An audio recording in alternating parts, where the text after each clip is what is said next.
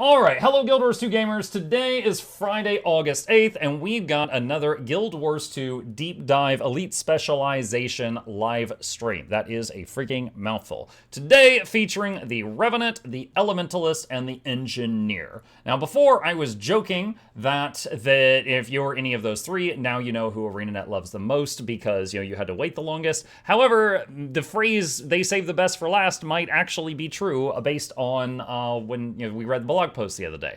I haven't seen this yet, so I'm going to be seeing it for the first time.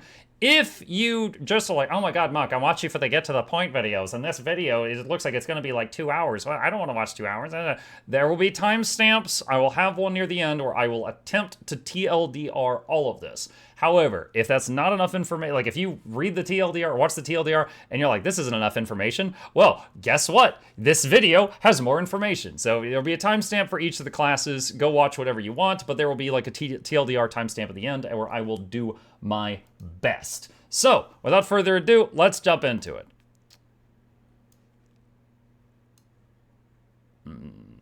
There we go. All right. Hello, everyone. Hi, Cal. Once again, we are back. Cal CMC Cohen, joined by Taylor Trigg Brooks. What are we here to talk about today, Taylor? Still no Roy. Talking about the last three elite specs: Conduit for the Revenant, Amalgam for the Engineer, and Evoker for the Elementalist. Yeah, so, we'll reiterate some of the stuff that we said at the start of every stream, so this might sound familiar to everyone who's obviously been watching all three of these streams, but we are leading up to the beta, so we're going to see a lot of stuff. All right, real quick, someone in my chat just sent me this. Apparently, ArenaNet posted an album that has all the tooltips from today's thing. So I will include a link to this in the comment section as well. Thank you. That is very cool. Up until this point, we have ended up with pictures like these after each of these streams, but they were made by the community. Like, it would just be some Reddit post that's just like, blah, it's just like a massive wall with all the pictures. So this is really cool that they did this. Thanks. That is, it's not going to be perfectly balanced. Maybe there's some art that's still being worked on, some designs that aren't quite optimal or, quite where we want them to be. But that's kind of the goal of the beta event in the first place, is we're getting some stuff in front of you, all the players, in definitely a playable state, but not necessarily an optimal state. And we're going to gather a bunch of feedback over the course of that event and take that and find a lot of opportunities to improve these specializations as we get closer to the launch of the expansion. Yep. Anything you want to add? Yep. Yeah. Normally at the end of every profession, we kind of hover over the tooltips for people to get screenshots, but we've done some of the work ahead of time, and there should be a link in the chat. There's going to be a forum thread that'll have an album of all of the skills and traits after we cover that section. So easier to obtain for you guys, less work on your end. So look forward to that. We won't have a bunch of awkward silence at the end of each specialization as we do some hovering. Unfortunately, Roy could not join us today. He had a prior engagement, but surely we'll see him at some point in the future. Let's just go ahead Surely we'll see him at some point in the future. Was that sentence even necessary? He's just like, he's not dead. We promise. We will continue to do so, so we can talk about everything there is to talk about. We're going to kick things off with the Conduit here. We can see, starting with Legendary Entity Stance, we are obviously invoking the power of Raza. So there's also one other new mechanic. Let's get into the legend skills in a minute here, but we're going to start off with this new F2 button for the Conduit. This is going to be Cosmic Wisdom. And this is going to draw a lot of inspiration from some of the elite forms. Cosmic Wisdom. Invoke the powers of a dervish, gaining bonus attributes. When you strike an enemy, a magical scythe spins, dealing damage to enemies around you. Form of the dervish. 4 seconds. Gives 100 expertise, concentration, condition damage, healing power, 100 vite, 100 toughness, 100 precision power, and ferocity. To 5 targets. Wait, hold on. Is that buff 5 friendlies, or is it just 5 enemy targets take the spin hit? Let's find out. Skills that you guys might be familiar with from the Dervish profession of Guild Wars 1. Obviously, it doesn't make a whole lot of sense to channel human gods on a specialization that is usable by multiple races. So instead, we are going to be channeling a lot of different professions. So we see here Raza will be kind of representing the Dervish profession. People familiar with Raza know able to use every profession in Guild Wars 1 after... Honestly, that makes a lot of sense. Like, why would the human gods answer your prayers if you're a Char who have been at war with the humans for all this time, So, I mean... Lore-wise, I like the reasoning. I think it's important for a class to be both mechanically fun and also it makes sense to be in that world. Looking you, Antiquarian. and I think they did a good job with dodging the the plot holes of having everyone play a dervish of every race. Some things got figured out, but he will be representing the dervish here, or they will be representing the dervish here. What we can see here is that it's kind of like a stance. I'll probably call it a stance a bunch of times on the stream here. It is not a stance skill type. It does not care about things that care about stances, but it is mechanically kind of similar to a stance in that when we activate this is going to give you some stats, and it's also going to give you kind of an on-hit effect. Again, similar to a lot of the form skills of Guild Wars 1. So looking at the Cosmic Wisdom for the dervish here, we're going to get all stats. This is going to be kind of the most powerful of all of the forms in that sense. We'll see some higher numbers on some more restricted stat combinations as we get to other legends. Because the idea here is that your active legend determines the Cosmic Wisdom that is available to you. So with Raza, we will get these bonus stats, and then we'll create a scythe when we strike an enemy to deal damage to nearby enemies. So let's take a look. This will happen around you, so pretty good with melee weapons. We're already going to be in melee range. You see it's kind of bonus scythe attack happening every so often. Okay, so when you hit, you also do a scythe cleave, but the scythe cleave has a 3-second cooldown. But what is the duration of the whole mode? It can only happen once every interval, so you can't get an infinite amount of scythes, especially scythes trigger off themselves, but this is kind of a nice callback to the dervish, who obviously use scythe as one of their main weapons. So, almost 5 years straight of watching Mr. Mukluk. Oh, Here's thank you. to many more years to come. Thank you, Highlands. Okay, I paused alerts. The extra mechanic here that we see with the specialization is the affinity mechanic. Oh, Jesus. What is the... Oh, my God. That's so hard to see. Okay. All right. I I praised the UI for some of the classes, and I condemned the UI for some of the classes. This is going to be one... Like, I praised the Paragon UI. I praised the Gale Shot UI. I did not praise the Catalyst UI. I did not praise the Luminary one. This is another one in that second one. It's not that bad. Okay, well, all right, we'll see. The way that this works, baseline, there's going to be a lot of traits that care about affinity, so we'll get into those in a handful of minutes here. But every time you use a legend skill that costs energy, which you know is a lot of them, then you will build up a stack of affinity. And the way that this works is that it will extend the duration of your Cosmic Wisdom. So in general, you want to use some legend skills. I'll press some buttons that do some things that we'll talk about in more detail shortly. But we see that we built up to 3 stacks of affinity here. So activating Cosmic Wisdom is going to give us a much longer duration of that effect. Yeah, God, yeah. So there's 3 pips there. And I'm going to hashtag old for a second. Like, if I lean back a bit, I can't see the break in the pips very well. Maybe I need a larger monitor. So, I mean, I would almost just prefer a big number there. Just like a 1, a 2, or a 3. Like, that's... I gotta lean in slightly for the... There's also going to be some other traits that care about your affinity. So we'll be talking a bit more about that as we get into the trait section as well. You saw some other stuff happen when I pressed Cosmic Wisdom, so that might give you some hints toward what some of the traits are. Notably, when you swap legends, that's going to reset your affinity back to 0. Rip Steam Deck. Building up, well, your affinity or your rep with the legend, your bond with the legend that you are currently invoking. So it resets back to 0 as you swap legends. You'll obviously get some energy back, get some new skills that you can press to build up that affinity again. But let's just go ahead and look at the other Cosmic Wisdoms. Malix here is going to be representing the Mesmer profession. I don't know if Malix really had a profession in Guild Wars, but they're both purple, so it makes a lot of sense. I'm glad. I respect that he didn't even try to lie to us. He's like, oh, well, actually, Malix in the year 1482, the year of our Lord, it's a little known fact that... No, he's purple. But obviously Malix is more of that condition-focused legend, so we're going to see a lot of condition stuff, which Mesmer obviously does a lot of torment and confusion, and some bleeding as well, so it makes sense. So the form of the Mesmer here, bonus condition damage, bonus expertise, and then on hit, you're going to be inflicting one of these damaging conditions, whether it's bleeding, torment, or confusion. So you just take a quick look at that. See some conditions being applied to these golems as we strike them. Moving on to... That's so wild. So if you play Raza with Demon Stance, you're a combination Dervish Mesmer hybrid. The Centaur stance, this is going to be Cosmic Wisdom of the Monk. Invoke the powers of a monk, gaining additional healing power and vitality. You heal whenever you strike an enemy. Okay. Ventari, very much that supportive character. Don't know if he ever saw a lot of combat, but a lot of themes of Ventari make sense with the monks. So we're going to see kind of this self-sustaining, gives you some healing power, gives you some vitality as you channel this, and then also going to give you this kind of on-hit healing buff that you'll see a bit better. I'm actually in combat. You can see you're just getting some, a little bit of that coming from the tablet, of course, but we are getting some nice healing procs here. Next up, we'll look at Shiro, obviously representing the assassin, legendary assassin sense. You know, this one is kind of the most on the nose. We do see that the form of the assassin grants you bonus power, bonus ferocity, leading into... So again, for anyone who didn't play Guild Wars 1, all of these classes he's talking about were classes in Guild Wars 1. The Dervish was in Guild Wars 1, and the Monk was, along with the Paragon and the Ritualist, and none of those four had been in Guild Wars 2 up until, well, I'm sorry, as playable characters.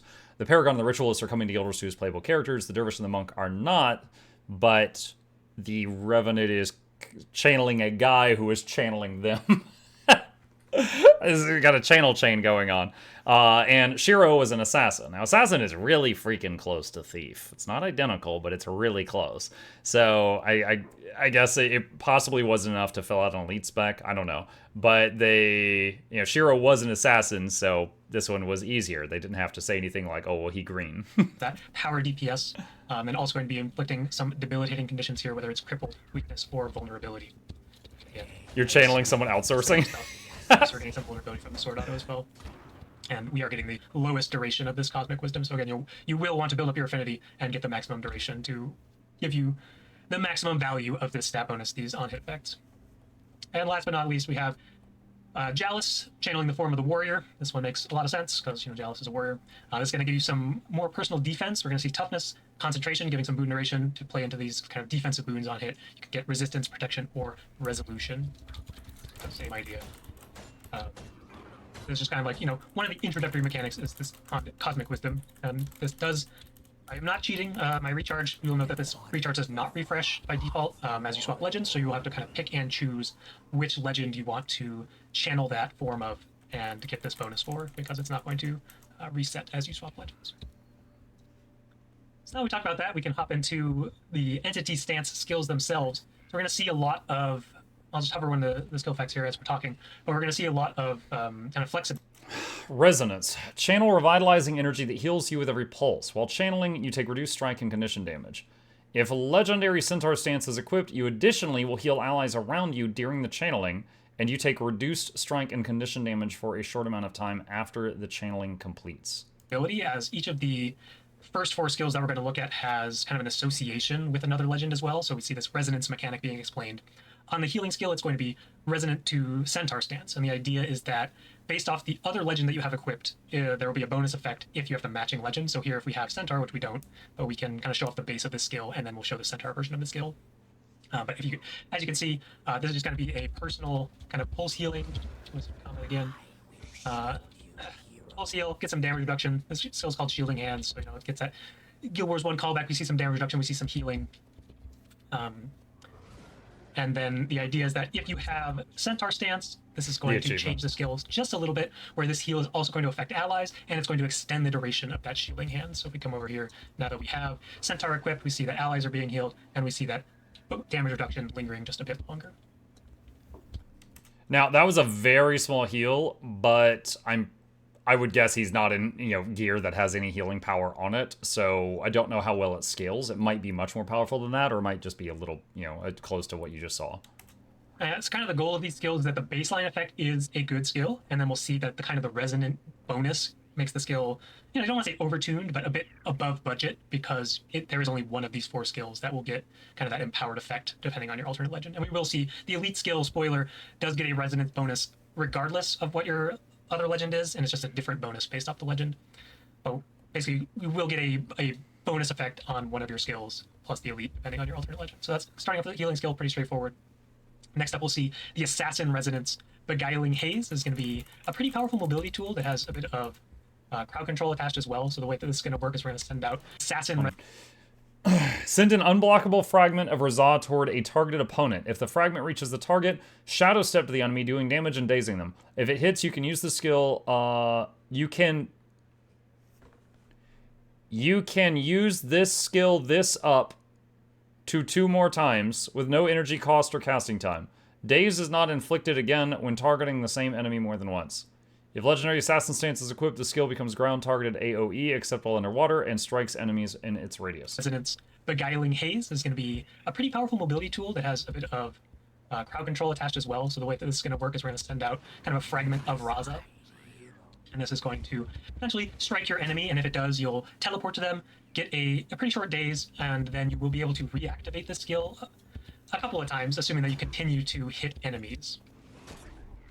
An important note is that the daze out of range, I recommend being in range, but the daze of the skill will not hit the same target multiple times. So you can't still spam get that it for refresh, CC. You can get it kind of multiple times for the damage, but if you are striking the same enemy, that is not going to be dazing the same enemy multiple times. So if you want to maximize the value of that component, you're going to be dashing kind of between different enemies here.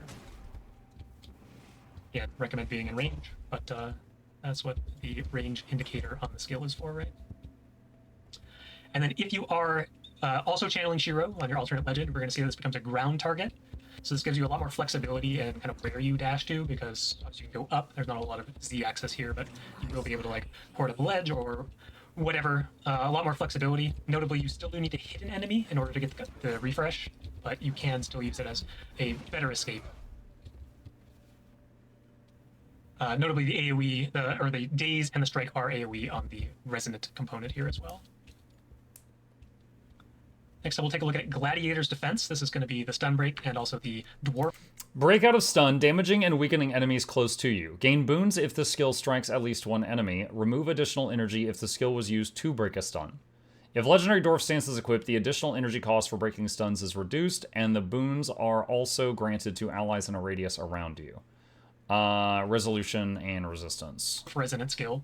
We see that this is just kind of a nice little quick activating stun break. It's going to do a little attack around you as well. This is going to inflict weakness. If you strike someone, you're going to get resistance, you're going to get resolution. And this kind of has a similar idea to one of the skills we saw before, where if you break a stun, it's going to cost a little bit more, so it will drain additional energy from you. But if you just want to use this as a strike, as a weakness applicator, as a boon generator, then it's just going to have a much lower baseline cost, and then only if you are breaking stun will this cost additional energy. The resonance bonus here is that if you are channeling Chalice as well, then the additional energy cost will not be taxed or consumed or whatever you want to call it. You always get the low cost of this skill, so a very powerful stun break. If you have Chalice as your alternate legend, you will also be granting these boons to nearby allies. Last up, we have the Demon Stance Resonance Hex Eater Vortex. Remove condies on yourself, then fire projectiles that inflict condies at random enemies within your radius based on the number of conditions removed. Conditions remove 5. It does between 1 and 6 projectiles. So if you don't remove any conditions, it just fires 1 bolt. If you remove more than that, you can fire up to 6 bolts. If Legendary Demon Stance is equipped, the max number of projectiles is always fired, regardless of the conditions removed, and all projectiles are fired at the closest enemy instead. And the projectiles do damage and torment. Eater Vortex. This is going to be a condition removal skill. And that will also be a bit of condition damage. The way that this skill works is... That honestly looks like a really fun by button. default, you will throw a projectile and consume, or remove 5 conditions from Only yourself. a 5-second cooldown. And if you actually remove conditions from yourself, I am not currently removing conditions from myself, but you'll see that additional... I'm going to put some conditions on myself real quick. We will get some additional projectiles being thrown here. So I'll get some burning, get some bleeding, and there we see 3 projectiles being fired as I removed 2 conditions from myself. So that will be up to 6 projectiles. Obviously, just a 5 condition removal from yourself is a pretty powerful skill. And notably, if you have the Demon Resonance, this will always throw the maximum number of projectiles, and it will always throw at the... Dude, that could be fun in PvP. 5-second cooldown, get these conditions off me, and slap the other guy and punish him. 5-second cooldown. As long as you got the energy. The energy is the main limiter here. Like, that looks like it could be a lot of fun. Nearest target. So this just gives it a lot more usability as that Conduit DPS skill, which is relevant, assuming you have Malix, you are probably going to be playing a condition damage build. So you don't need to worry about having conditions on you. You're always going to get the maximum damaging aspect of this skill. I'm going to take a quick drink of water as we hover probably the longest tooltip in the entire game on a single skill. Impressive, but no. Because I have some skills, well, I guess I have some attack chains on my Ranger that go off the top and bottom of my monitor. But that's like a whole bunch of tooltips stacked on top of each other. Twin Moon Sweep. Spawn a fragment of Razah at your targeted location. Both you and the fragment attack with a scythe, damaging and inflicting condies on foes at your locations. Gain might for each enemy struck. Resonance. This skill gains bonus effects depending on the legend in the other slot. Damage, might, power, bleeding. Number of targets per scythe 5. If your other spot is Assassin, does increase damage. Apply additional conditions to enemies struck by you and the fragment. Immobilize. If your other thing is Demon, you and the fragment shatter after the initial attack, doing additional damage and confusion. If your other stance is Centaur, you heal allies in range of you and the fragment. For each enemy struck, remove conditions from yourself. 1 Condi removed and almost 2k base healing. That's pretty big. If your other thing is Dwarf Stance, you gain stability, resistance, and resolution when the skill begins casting. Enemies struck by both you and the fragment are additionally stunned. Okay. So really, you know, this is a big tooltip, right? But it's just like, which thing do you care about? What is your other thing? Is it Assassin? Is it Demon? Is it Centaur? Or is it Dwarf? And you just have to really read the one that you kind of care about. But you might think of this skill as 4 different skills, so it's pretty fair that this tooltip is this long, right? So the way this works is, like I said earlier, there's always going to be a resonance effect. So we see all the different resonance effects here. Assassin stance, Demon stance, Centaur stance, Dwarf stance. The base of this skill is just that you and Razah will kind of attack together. You'll spawn Razah at a target location. You'll both perform a nice, powerful scythe attack. And then we will see additional effects based off the legend. So here right now I have Malix, and what's happening is the fragment of Razah is going to do a kind of a shatter explosion as it disappears. That's going to inflict some confusion. So again, leaning into that more condition damage focused aspect. I just read... I can't remember. Rev mains, I know you guys don't get a lot of flexibility on your buttons over here. Do you guys have 4 utilities for each of your elite specs, or do you only have 3? If we have the Assassin, that's going to give only 3? some bonus Okay, damage. Again, leaning into the most powerful strike damage version of the skill. And if you and the fragment both strike an enemy, that enemy will be immobilized. So you're... I cast it at range, but casting it in melee, getting that immobilized on all these targets. Pretty powerful setup. And again, going to be like the largest damaging version of the skill. Next up, we can take a look at Ventari. So if we have Centaur Resonance, we're going to also do a little bit of healing around ourselves and around Razah.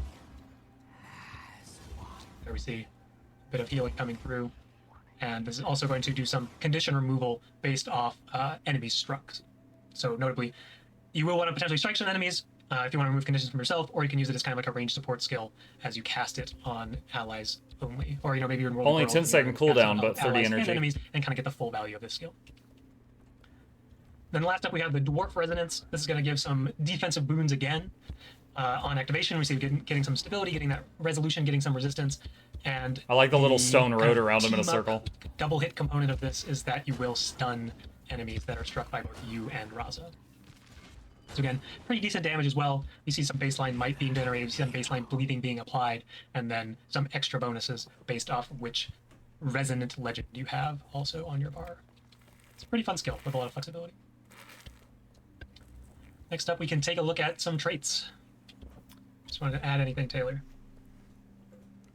Yeah, I think there's a lot of different ways to play this. As you we can see the resonance adds different things to each build. Like if you're a Condi, you're gonna play Malix and really get a strong resonance with the Hex Eater, put a lot of throughput there. But you won't say if you're playing the Assassin, you get a lot more mobility. So it's a way to really focus in on what we want specs to be doing when we play these things, without having to worry about how the interchange between them. Like if you're a Jawless build, you won't have that really crazy mobility, but you'll get a lot better defenses there. So really trying to heighten what the core legends want to do while you're playing with Razah. Yeah, for sure. So let's run through the traits we see here. Enigmatic Connection, this is going to be the baseline. Explain the spec. So you can obviously scroll through all the different Cosmic Wisdoms here if you want to, or you can look at the album that we posted with all of these tooltips as well, or you'll probably catch them on social media somewhere else as well after the stream. I'll have it linked in the description. The first minor trait that actually does something. We see that based off your equipped legends, you're going to get some extra stat bonuses. So gain attributes based on your equipped legends. Note, it doesn't say while in the legend. Additionally, get 50% more attributes while you are in the legend. So Assassin is plus 120 power, Centaur is healing, Demon is Gandhi damage, Dwarf is toughness, Entity is 50 to all. And then increase that by 50% when you're in that legend. That's pretty cool. The active legend will also give you a little bit of a bonus on top of this here. So here I am currently invoking Raza, so I'll be getting 75 to all. Why is the guy talking at 2.5 speed? It's a 2-hour-long video. We're watching it on 1.25 speed. It's 25% faster because that will shave off like a half hour of our time. I did that on the last video, and out of 17,000 people, there was one complaint. And I'll accept one complaint. Stats instead of 50 to all stats, and then Jalis as my off legend is currently giving me 120 toughness, but if I swap to Jalis, then I'll be getting 180 toughness from that, and then the 50 all stats from Raza. So this again kind of just gives you those build defining stats based off which legends you have equipped and kind of what expectation your build has, whether it's more damage focused, healing focused, condition focused, or defense focused. And then we have Numinous Gift. This is a trait that some of you may have noticed going off as we were pressing Cosmic Wisdom. Gain boons when you use Cosmic Wisdom, depending on the legend you have equipped.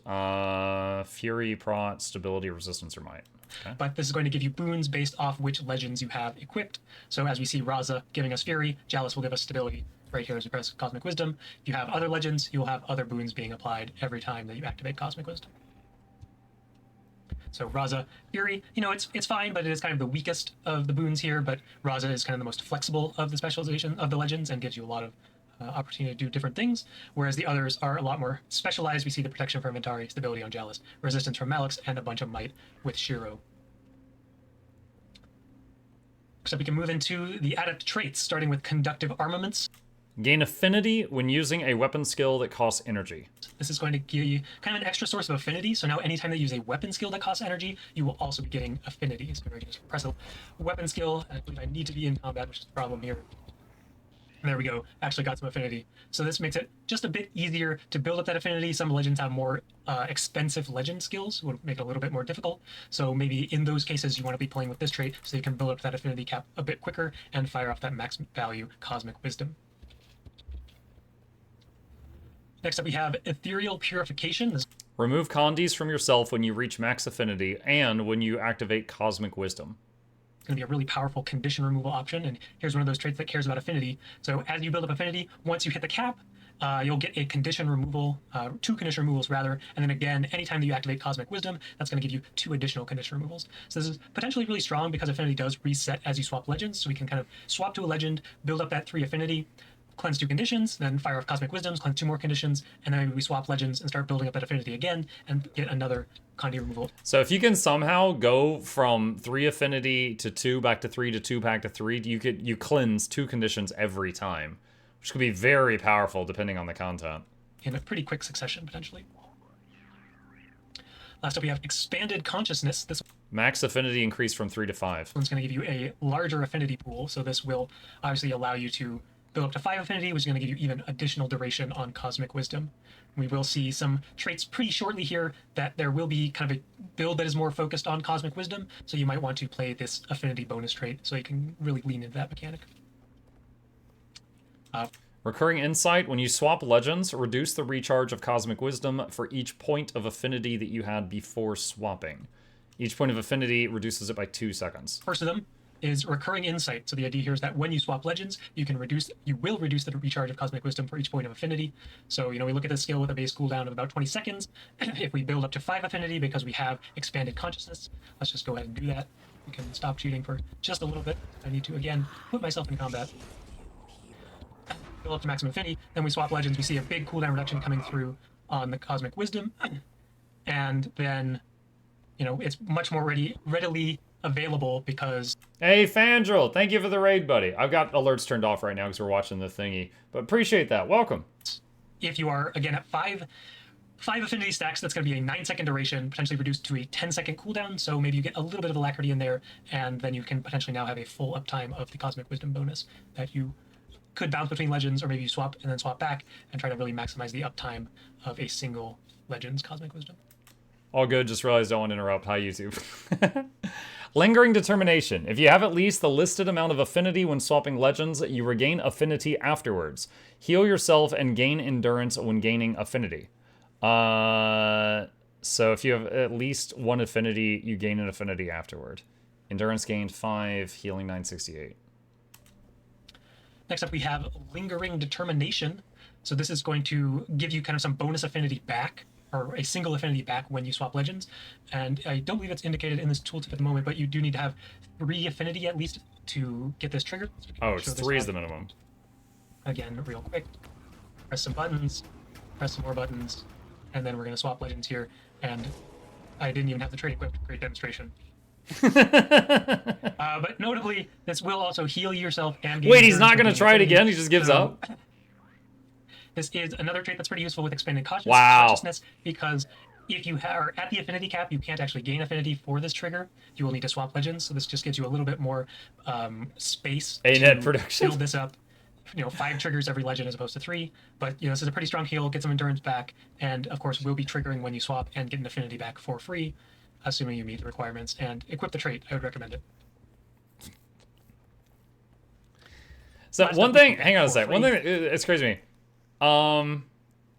Heal yourself and gain endurance when gaining affinity.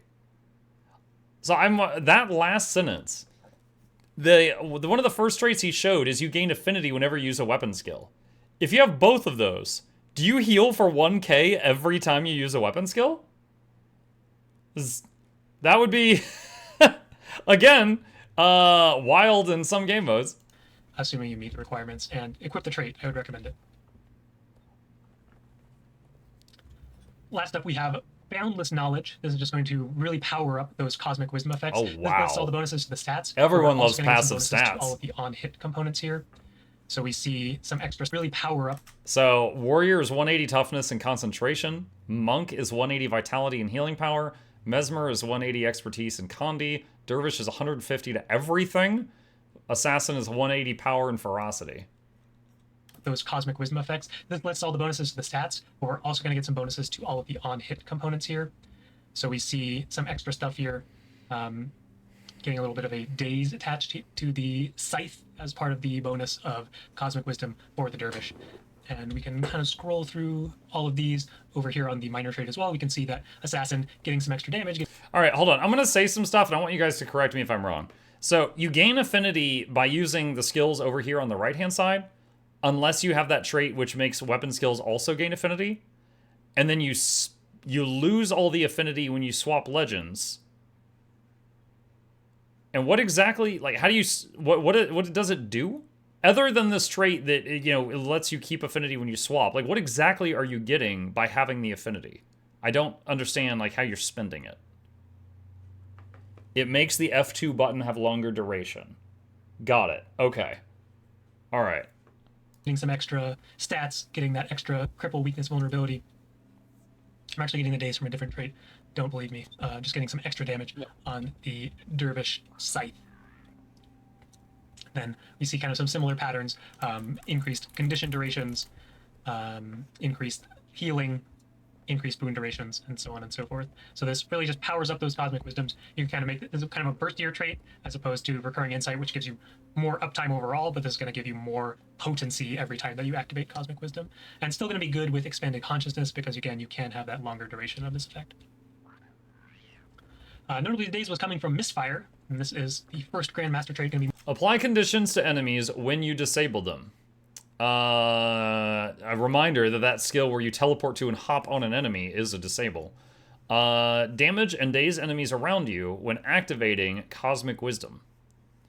So some damage, over 4k burning, 1 second daze CC. More condition damage focused. Anytime you disable an enemy, you're going to inflict conditions on them, notably burning. And then when you activate Cosmic Wisdom, that's going to do a little bit of damage and a little bit of daze. To kind of get a guaranteed trigger there, you can obviously be getting some additional disables coming from maybe the hammer or what other weapons you so choose. This does have a small internal cooldown, so you can't staff 5 through somebody and get maybe 200 stacks of burning or whatever number you want. There is some amount of a safety valve there, but still a very powerful trait. I missed what Cosmic Wisdom even does. It's different based on what legends you have. If you're in... the Conduit mode, if you're in Raza stance, whatever it's called, then when you hit the F2, it makes it to where when you attack, you have a scythe swing around you, cleaving through up to 5 enemies, so it's more damage.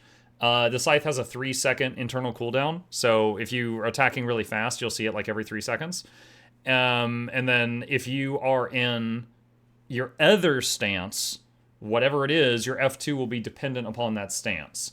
Like, if you are in Centaur, it's related to healing. If you're in Demon, it's related to doing condition damage when you attack, stuff like that.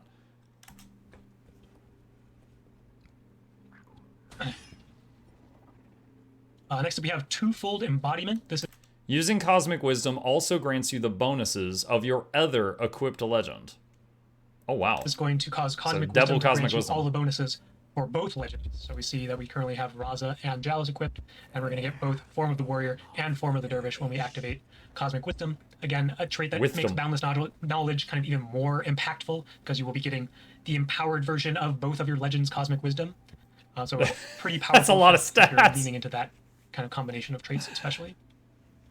So you would like, okay, let's say you're like Assassin and Dervish, right? And then you activate the double wisdom. You would gain 180 power, 180 ferocity, and then 150 of everything on top of that. So you get 330 power, 330 ferocity, and then 150 of everything else. Both of your legends' Cosmic Wisdom. So a pretty powerful effect if you're leaning into that kind of combination of traits, especially. And that's not counting the procs. And last up, we have Perpetual Wisdom. The effects of Cosmic Wisdom now last indefinitely, but they drain energy continually while it's active. When you swap legends, gain energy for each point of affinity that you had before swapping. Okay, so this would probably encourage you to build up affinity and swap every time that it was off cooldown to try to keep it rolling as much as possible. Because it'd be like, you know, swap, draining, draining, draining, swap, draining, draining, draining, swap, draining, draining. That's how I envision it. I feel like this might be the noob-friendly way of playing it. This is, you know, you basically just memorize, like, hit the buttons when it light up, and it'll just keep rolling. I feel like I would want to try to, like, get good at the other one with the double stats. This is kind of shifting the gameplay around Cosmic Wisdom. It's going to turn it into an upkeep skill, and so this will work with all of your upkeep traits, like things that care about upkeep. Will get that count of 3 as you're upkeeping Cosmic Wisdom, and this will just kind of, you know, give you more uptime of this effect at the cost of energy. I guess potentially an infinite uptime if all you want to do is channel Cosmic Wisdom and auto attack with your sword. Probably pretty solid. And there's another extra component here that when you swap legends, you will get some energy back for each point of affinity. So another trait that is quite good with Expanded Consciousness, but still pretty good with the cap of 3 affinity. You get, you know, between 15 and 25 energy back when you swap. So that's what we got for the Conduit. Okay, so once again, I did not see a quickness thing or an alack thing anywhere. So you could be, you know, DPS. You might be able to support with Centaur and do like Centaur plus Entity, but then you wouldn't have any of the primary boons. So I don't think anyone's going to take it, but maybe in PvP. Because in PvP, there are some heal supports that work even without providing boons. So for PvE, I'm really just seeing a lot of DPS builds. There's like, you know, power DPS build. There is Conduit DPS build for sure. The other, so like power would be Assassin plus Conduit. Condi would be Demon plus Conduit or Mesmer. And then it's just like, when is the Centaur Conduit and the Dwarf Conduit going to see the light of day? The Monk one and the Warrior one. When are they ever going to show up? That's the current thought in my head. Maybe PvP or World v World, open world. Obviously, as we talked about, a lot of flexibility depending on what you choose to kind of specialize in based off your build, which alternate legend you have equipped. You know, you don't have to play Raza with this elite spec, of course, but it is a pretty powerful legend for pretty much every build, so we would expect to see a lot of Raza and alternate legend of choice based off what your build is trying to do. I'm just going to go ahead and get set up for our next demo, which will be the Amalgam. Yep, and as we mentioned, all those tooltip screenshots are going to be on the forum. There's a pinned link to it, so we don't have to take all the time to hover through it. But now it is slime time. Talking about the mercurial mold, the amalgam. Yo! Watch his face. But now it is slime time. That is nefarious. Yeah, he heard slime time and went full Joker. Like, holy crap. Talking about the mercurial mold, the amalgam. That's the face of slime time. Conduit Like, that could be a meme right there. Just CMC's face in that moment. It just says, it's slime time. was also pretty versatile. This one, I think it got a beat in versatility. This is probably the most versatile elite spec I can think of. That's the thumbnail? Cal split it in here, so you see the UI. You can see 3 blank slots. They might look familiar. They're basically like utility slots. Cal can show you the menu. Pop it up. You Oh my god, there's so many options. I love options. can pick any of those. So we have 7 more skills, 3 slots, a lot of permutations here. Before we go into what they do, we can talk about the new F5. It's going to be Evolve. So if Cal hovers over it, it's just pretty simple. It's just Evolve. 10% attribute increase. Your attributes are increased for 8 seconds. Gain additional effects based on the morph skills you have slotted. It evolves. So this one, you're going to kind of like Okay, wait. Are the morph skills down here or up here? merge with your slime, become one, and it's going to give you bonuses based on the morph skills that you have selected in your F2 through F4 The slots. top ones. So baseline, Okay. all it does is just give you a bit of an attribute increase, nothing special, but the real bonuses are going to come as we get into those morph skills. Quick side note is that you can see that the F1 is still not selectable. That one is just going to be a normal healing tool belt skill. We decided to keep it there because, for one, medkit exists. A really big part of medkit is having that F1 mending heal. Yeah, okay. For the non-engineer mains, if you take medkit, which is primarily used for healing other people, but there's a few outliers to that, the heal button becomes equip medkit, and then that changes your 1 through 5.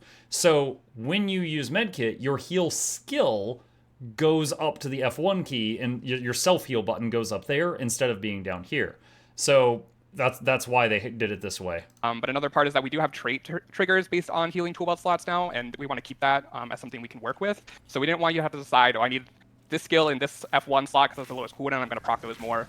We just wanted you to put where you felt comfortable putting those skills as you would utilities. But we can get into it. So the more skills are going to be divided. There are a couple defensive ones and a couple offensive ones. So the first one is going to be the defensive protocol, Protect. Briefly block incoming attacks. 1.5 seconds, but 20-second cooldown. Resilient Strain. Evolving will grant you 4,800 barrier. That's fat. And 8 seconds of resistance. When it's used, it's just going to give you a block for a duration. Pretty simple. Oh, that looks cool! Nice job, you guys. That looks neat. That looks neat. Pretty good. Having a block in You got that Venom your tool shield. belt slot is, pretty powerful. But you also see at the bottom of that tooltip, you have the Resilient Strain. And these strain bonuses are what I talked about, how it's going to upgrade Evolve. So you see here that Resilient Strain grants Hold you a on. barrier and I want to see. That looks sick. Oh my god. Yeah, I knew it. I knew they were gushing. resistance when you evolve. So it's They pretty like big it too. barrier. This one's super defensive, as I keep saying. This one's probably the strongest defense you can get out of all of the board skills. But that's just going to be one of the 3 bonuses you get, so it's already pretty strong. We can move on to the next one, though. Is going to be Defensive Protocol Cleanse. It does what it says. It's going to cleanse you. Okay. When you press the button, you get 800 barrier, convert damaging conditions to barrier, and non-damaging conditions to protection. Wow. Okay, so up to 3 damaging conditions become 800 barrier each, and up to 3 non-damaging conditions become prot for 3 seconds each. So this is up now in ideal conditions. This is a 6 Conduit cleanse on a 20-second cooldown. That's really nice. That is really freaking nice. Now, granted, if you had like 6 damaging conditions on you, it's only going to remove 3 of them, right?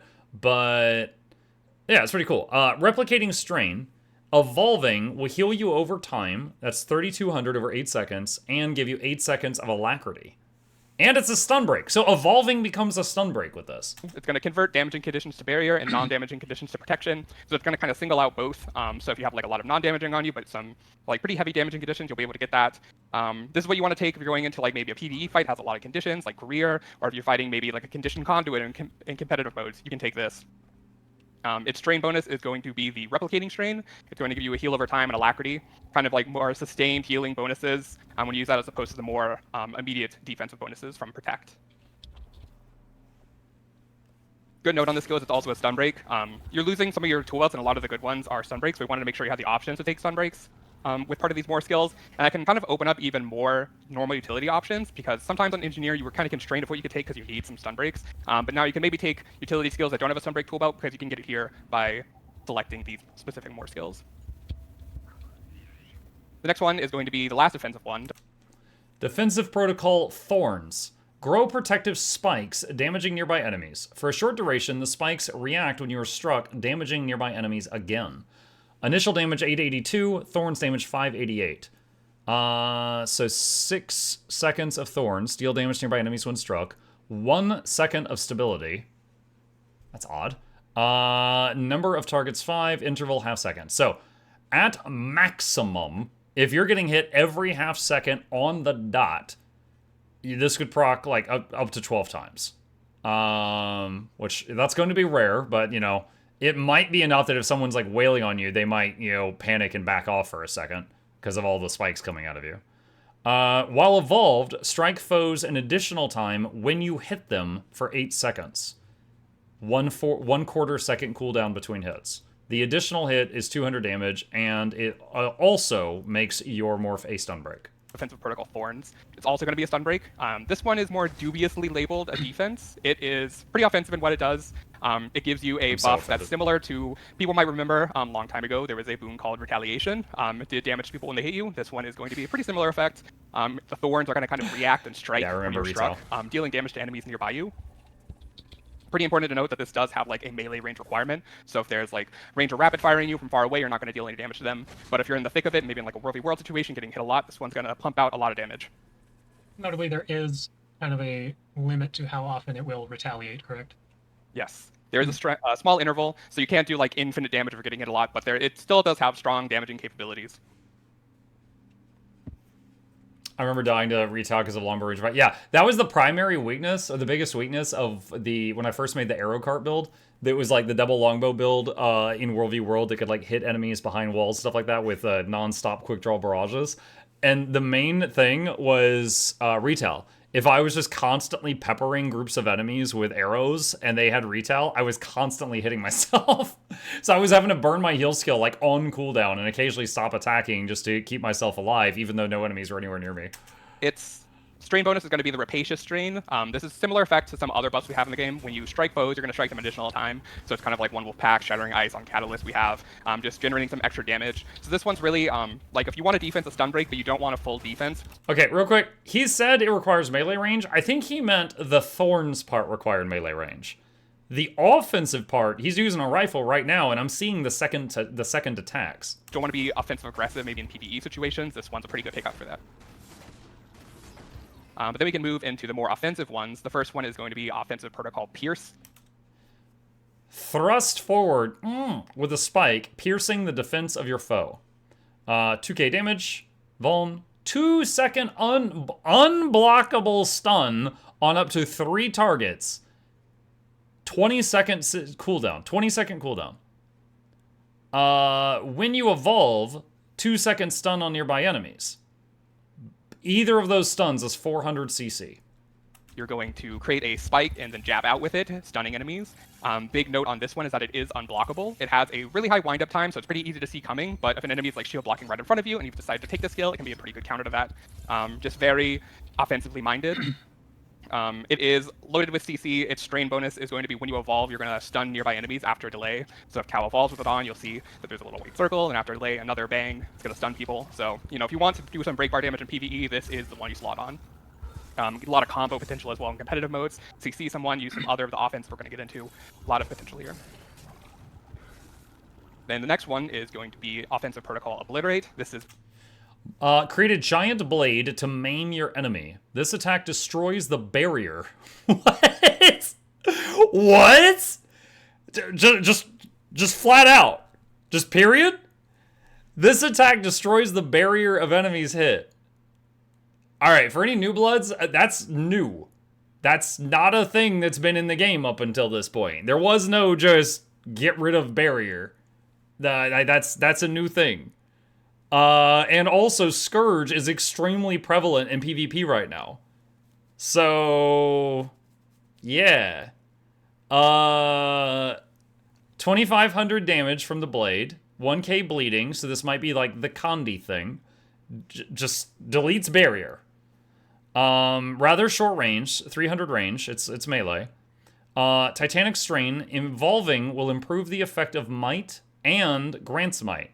So it gives you 10 stacks of Might, and Might will grant 10 more power and 10 more condition damage per stack of Might.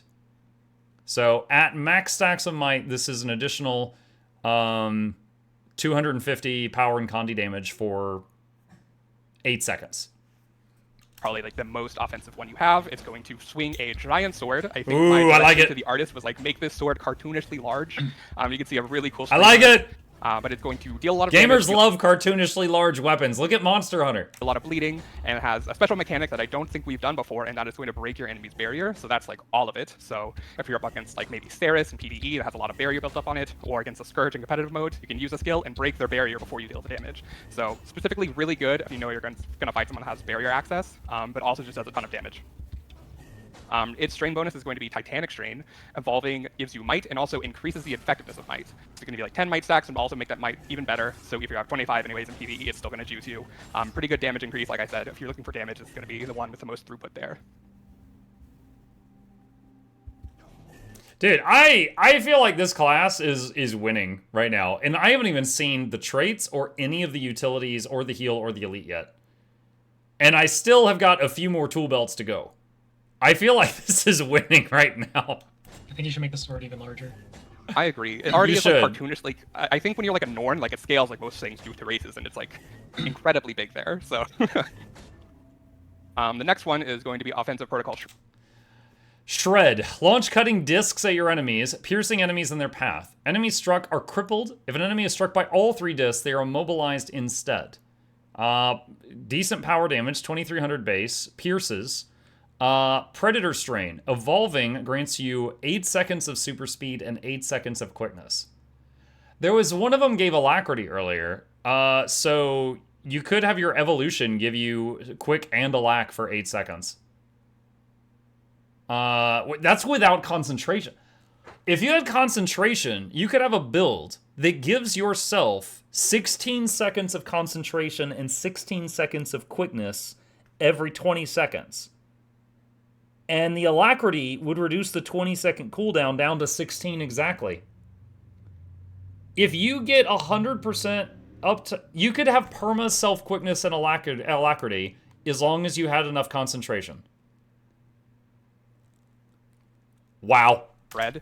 This one you're going to throw out 3 discs, you saw this in the video, that are going to cripple enemies, and if you hit all 3 of them, it's going to apply and immobilize. So this one's kind of a gap closer. The Spec isn't going to be as fast as Scrapper with its super speed or Hollowsmith with like Photon Forge 2.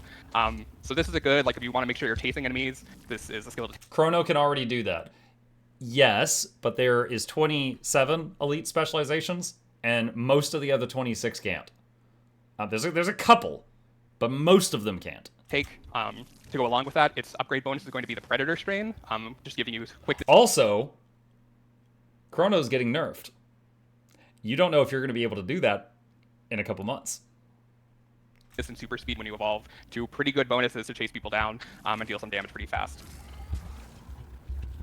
Then the last more skill we have access to is going to be Offensive Protocol Demolish. This one you're going to... Morph! Spin around with a hunk of metal, then finish with a forward smash. 1,700 spin, 1,400 smash. It is a whirl and then a blast finisher, one after another. Evolving grants you stability and heals you based on a percentage of damage done to enemies. For 8 seconds, you have plus 20% healing from outgoing attack damage, so lifestealing, plus 20% healing from outgoing boon and condition damage. Oh, wow. Wait, what? Plus 20% healing from outgoing boon? And condition damage. What? What is that? Boon damage? What's outgoing boon damage? This is like the Gen 3 Bacon guy. He wrote this. And 8 seconds of 5 stacks of stability. Okay, hold on a sec. Chat. Okay, my earlier example. That with enough concentration, 8 seconds becomes a 16-second buff. And the 20-second cooldown on evolving would go down to a 16-second cooldown. You could have perma-alac, perma-quickness, and 5 stacks of stability at all time if you were running all 3 of those, if you had 100% boon duration. You swing a hammer around. Evolve has a 45-second cooldown, though. Oh, does it? I thought it had a 20. Okay. All right, my bad. I thought it had a 20, because all these have 20. Again, we saw this in the video. Okay. This one is really... That's still really good! ...around doing heavy AoE damage. So if you're trying to cleave a lot of mobs, if you're in World v World, you want to do a lot of damage to the group in front of you, this is the skill you take. All right, scratch what I said about the perma-quick, perma-alac. The math is different if it has a 45-second cooldown. Go along with that, when you're in the cut of things, it can be kind of dangerous. So the Berserker Strain is going to give you stability and also heal from outgoing damage. So while you're doing that, you're healing yourself, staying up, making sure you don't die while you're in the middle of things. The spec is, pretty much a bruiser spec. There's going to be a lot of defenses baked in and a lot of ways to deal damage, especially from melee range. So everything's trying to synergize around that. And then, with all of those in mind, you can see why Evolve is a pretty powerful button. Getting 3 of those bonuses we just went over whenever you want, customizing it for the situation, makes it a pretty good cooldown to have. It's really like a go time button. You're going to press that and people are going to be scared. But that kind of covers the general way you're going to play. With profession mechanics, we can move into the utilities, which are going to be stances. Mitotic state. Your slime stimulates your cells to regenerate, healing you rapidly over time. The healing is increased while you have barrier. 7,600 base healing, which is very respectable, over 5 seconds.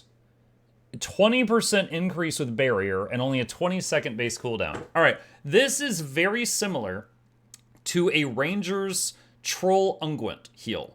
Basically, it's very high base numbers for the healing, but it's over a few seconds. It's not instant. So because it's over time, they pumped up the value of the skill. This looks very similar to that. But then this also increases further if you have barrier. Important to hydrate. But the heal is going to be mitotic state. You're going to 80-second cooldown. It's a 20-second cooldown. You command your cells to 80-second cooldown healing. Get your glasses. To separate, regenerate. It's going to heal you over time pretty rapidly when you use it. And then it's got a little hook that is going to increase its effectiveness while you have barrier. As Cal's been pressing the skills, you can see that you're getting some barrier when you get more skills, so it's pretty easy to trigger that. We'll get into that when we talk about... Oh, interesting. So it doesn't just check for barrier when you click it initially. It checks for barrier on each pulse of it. Traits. But this one, it's not going to give you like a burst heal like you normally do. It's going to be a heal over time. And so it's kind of vulnerable to pressure. If people are hitting you while it's healing, they're going to break your barrier pretty fast. So you're going to lose out on that. You might not get the direct healing that you might get from like an AED or like the normal elixir heal. But it is a pretty strong heal over time, so really good sustain benefit. But then talk about the heal. We can talk about this heal tool belt. All right, so tool belt. Okay, so once again, just for the sake of any new bloods, most engineers, if you pick a skill down at the bottom, it comes with the tool belt skill up at the top. So like for most of them, if you pick a skill that goes here and that comes with an extra button there, you pick a skill that goes here and it comes with an extra button there, and so on and so on and so on. But for this guy, the heal comes with the button there, and then the rest of it just has its own selection. So this comes with a tool belt button, which in this case is barrier on self and magnetic aura. And magnetic aura reflects projectiles, so arrows and bullets for 4 seconds. It's going to have one because you don't get a more from that slot. It's going to be symbiotic shielding. It's going to be instant cast, give you barrier mag aura. Pretty good defensive cooldown, get that barrier to trigger the healing. Magnetic aura, as we talked about, not a lot of range or mobility in the kit, and so having that little counter pressure to use just instantly is a pretty good thing to have in the kit. Then we can go on to the just normal utilities. There's going to be 4 of them based on the states of matter. You saw liquid state in the video, and it's like super cool, but there are also other ones. The first one we're going to talk about is solid state. Solid state. Stance. Leap into the air as you command your body to compact, stunning enemies upon landing. What? As you command your body to compact? You're going to crush up into a ball like Metroid? Stunning enemies upon landing. Gain stability and increase outgoing stun durations for a duration. Okay, so you get 5 seconds of stab. You do 1,500 damage when you crash down. And then for 5 seconds, any stuns you deal are 33% stronger. And it's a blast finisher. That one is going to be a CC ability. You're going to leap up in the air, harden yourself, give yourself some stability, and then you're going to crash down, stunning enemies. Then you're going to get a buff for a little bit that increases outgoing stun duration. So this pairs pretty well with Pierce we talked Looks about. really If you have cool. Throw Mine, if you have Hammer on, just if you need to do break bar damage, start with this, and then throw all your things out.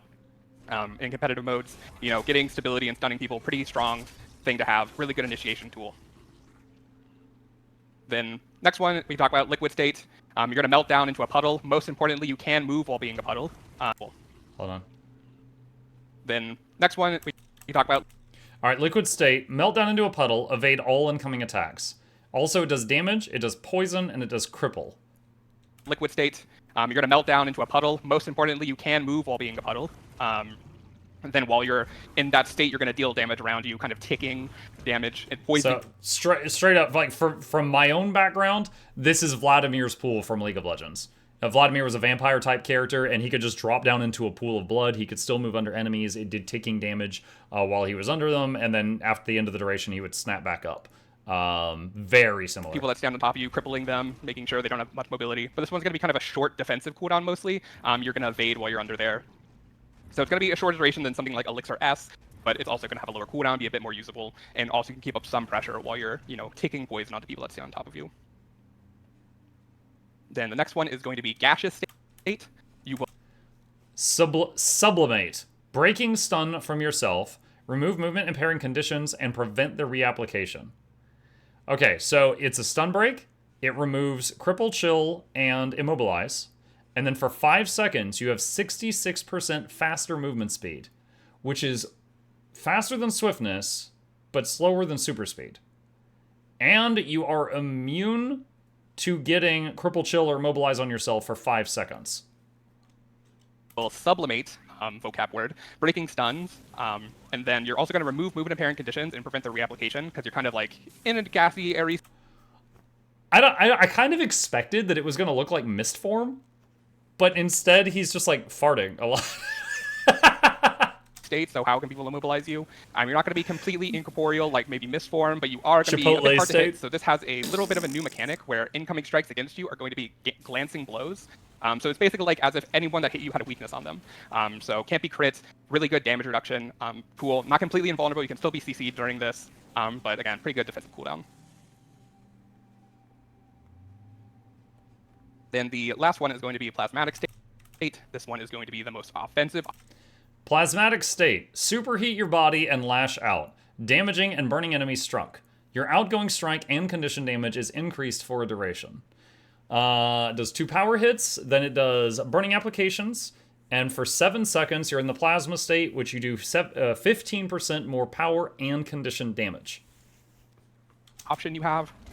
You're going to strike out twice, giving yourself a pretty good damage buff, and also doing heavy damage from the strikes Spiky themselves. boys. This is a pretty high modifier, so usually you want to stack it. You want to evolve and then use this, stack all your damage multipliers. I think in PvE, the Spec is going to have a more bursty damage profile, where you're going to want to save your cooldowns for when you have Evolve up, and stack all of them at once, get a really high damage burst off.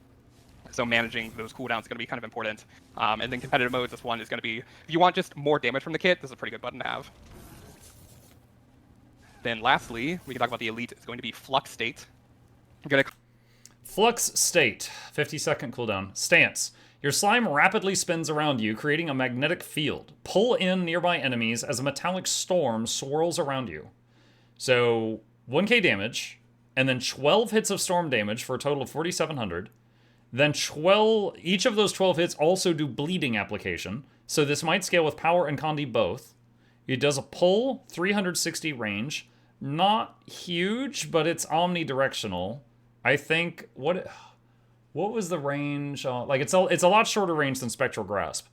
5 targets, half-second interval. Now, I assume that it just pulls once and then does 12 hits, and the interval is for the hits. I don't think it pulls 12 times. And then radius 300 and 150 CC. Kind of command your slime to swirl around you, creating a magnetic field. You're going to initially pull people in and then create like a storm of those like spiky metal things you see going on that's going to take damage. I like the animation a lot. So pretty good control thing to start with, and then as you pull enemies in, there's going to be a storm that damages around you. So pretty simple elite skill. Again, pretty good to have up when you're bursting things. Simple what you want out of the slot. That kind of covers all the utilities. We can move into the traits here quickly.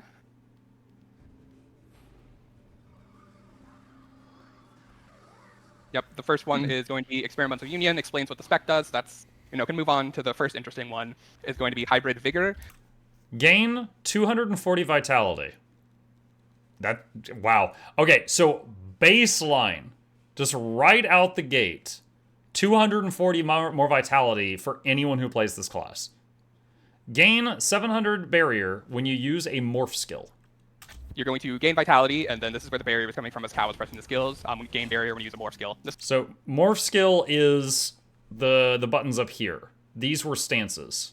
So those are morph. This one kind of built in sustain, kind of the heat therapy equivalent of this spec. Doesn't give vigor, so maybe it's like an unplayable thing, but hybrid vigor is like a biology term, so get educated, I guess. He's like, I've got a chance here to call our entire audience stupid. I'm gonna take it. To the next minor is Willing Host. Using a morph skill increases your damage for a duration. For 10 seconds, you get 15% bonus damage and Conduit damage. Okay, most of these skills, if not all of them, had a 20-second cooldown. This lasts 10 seconds. You could easily, if you were trying to, keep this buff up 100% of the time by just cycling these. So in PvE, that's probably going to end up being part of the standard. This one, when you use a morph skill, you're going to get yourself a damage increase. Again, kind of like the baked-in damage increase for the spec. This buff, when you use it, it's not going to stack duration, it's going to reset duration. So it's a bit of an incentive to spread out your cooldowns to make sure you always have this buff up. You don't want to maybe slam all your morph skills at once and then run out of the damage bonus. You want to make sure you have spread them out so you can, make sure that buff is always on you, getting the most value out of it. Then going to the adept tier. This tier is kind of a theme. They're all going to be defensive. Stainless Steel. Convert conditions to boons when you use a stance skill or evolve. Stance skill converts 1 Conduit to boon. Evolve converts 2 Conduits to boon. Okay, so that just basically just adds condition cleanse to everything over here. Which Ranger has a thing like that for wilderness survival, but it's for F1 through F5. No. It says stance skills, not morph skills. Stance is the ones over here. So Ranger has that, but for Ranger, it's a Grandmaster trait, but then it also does a couple of other small things. Some of them are going to give you a damage bonus, but it's going to be how do you want to pick that defense. The first one, Stainless Steel, is going to be oriented more towards conditions. When you use one of the stance skills or evolve, you're going to convert conditions into boons. So if you're going into a place where you would want that cleanse morph against, again, career, any Condi boss, or in competitive modes, this one is probably the one you want to pick. The one below it is going to be Innervating Alloy. Heal every second while you have barrier. Heal for 100 every time you have barrier. When you evolve, heal for 1,000. Heal when you evolve. So this has pretty good innate synergy with that hybrid vigor trait we talked about. This one is not going to... Ranger doesn't get boons, though. It just removes condition. Yeah, that's correct. It adds 2 condition removal, nothing boon related to that. Provide you an active defense, but it is going to give you sustain over time. So if you can't really decide if you want the top or the bottom, this one's a good middle ground to have. Always useful. The bottom one is going to be protection against kind of burst damage. Morph skills and evolving grant prot to yourself. 2.5 seconds on a morph skill. So again, that's F1 through F5. 4 seconds on evolving. Damage, that strike damage, harden chrome, morph skills, and evolve grant protection to yourself. So it can potentially be a lot of little triggers of protection. So it's good with that Inventions trait, anti-corrosion plating. Get a lot of triggers off of that. But if you're up against heavy strike damage, this is a trait that's probably going to give you a lot of value compared to the other two. Then, the interesting level of these traits is going to increase if we go with the tiers. The master trait going to be a bit more interesting. Carbolic composition. Amalgam skills inflict poison on hit. Poison you inflict lasts 33% longer. Okay, so Condi. Grandmaster is pretty spicy, so just tease you with that as you talk about the master tier. The first one is going to be Carbolic composition. This one is going to focus on poison application. It's going to cause all your amalgam skills, which are just any skill that's special to the amalgam, all the morph skills, all the utilities on hit, they're going to apply poison. And then you're also going to get a pretty big duration increase for Poison. Engineer has pretty big duration increases for both Bleeding and Burning in the Firearms trait line, but Poison was kind of not there. So this hopefully make it easier to condition duration cap, specifically with some condition builds, and also be a more biological focus on applying Poison and just getting some extra damage, enabling some condition Amalgam builds here. The middle one is going to be Mercurial. Disabling an enemy reduces the cooldown of Evolve by 3 seconds. Quarter-second internal cooldown. Mercurial tendencies. Disabling an enemy reduces the cooldown of Evolve. This is a pretty powerful effect if you can get a lot of CCs in your build. This one is specifically going to give a lot of synergy towards hammers, I think. You know, if you're a Darkroot owner, you want to use it with this spec. And hammer can get a lot of CC procs off. So again, using that, you get Evolve off cooldown more, can mold your rotation some, based on getting those CCs matched up a bit better with Plasmatic State damage bonus. Should be pretty interesting. Something you definitely want to be capitalizing around on the damage Amalgam build. So, hold on. I'm doing some rough math in my head. So if you were running Concentration in open world with this, and every time you evolve, you get 16 seconds of a lack and 16 seconds of quick. On a 45-second cooldown, a lack would make it a 36-second cooldown, down from 45. And then that 36-second cooldown, every time you do a CC, would get shortened by 3. So if you were able to do 6 or 7 CCs per cycle, you could have very high quickness and a lack up time, even when you're running around on your own. I'm sure Lord Heisen will find a way. Then the last one is going to be Silver Lining. It's... Let me see. Small audience. Hey, Destroyality. Hold on, let me answer this guy real quick. So, Destroyality, I have a whole like video thing on that topic. If you click that link right there, the top video, if you watch that, it answers your question by like a large part. And if you still have more questions, feel free to hit me up again. Gonna do what it says. There's gonna be a bit of a downside, but okay, next trait is Silver Lining. Evolve no longer inherits bonuses from strains.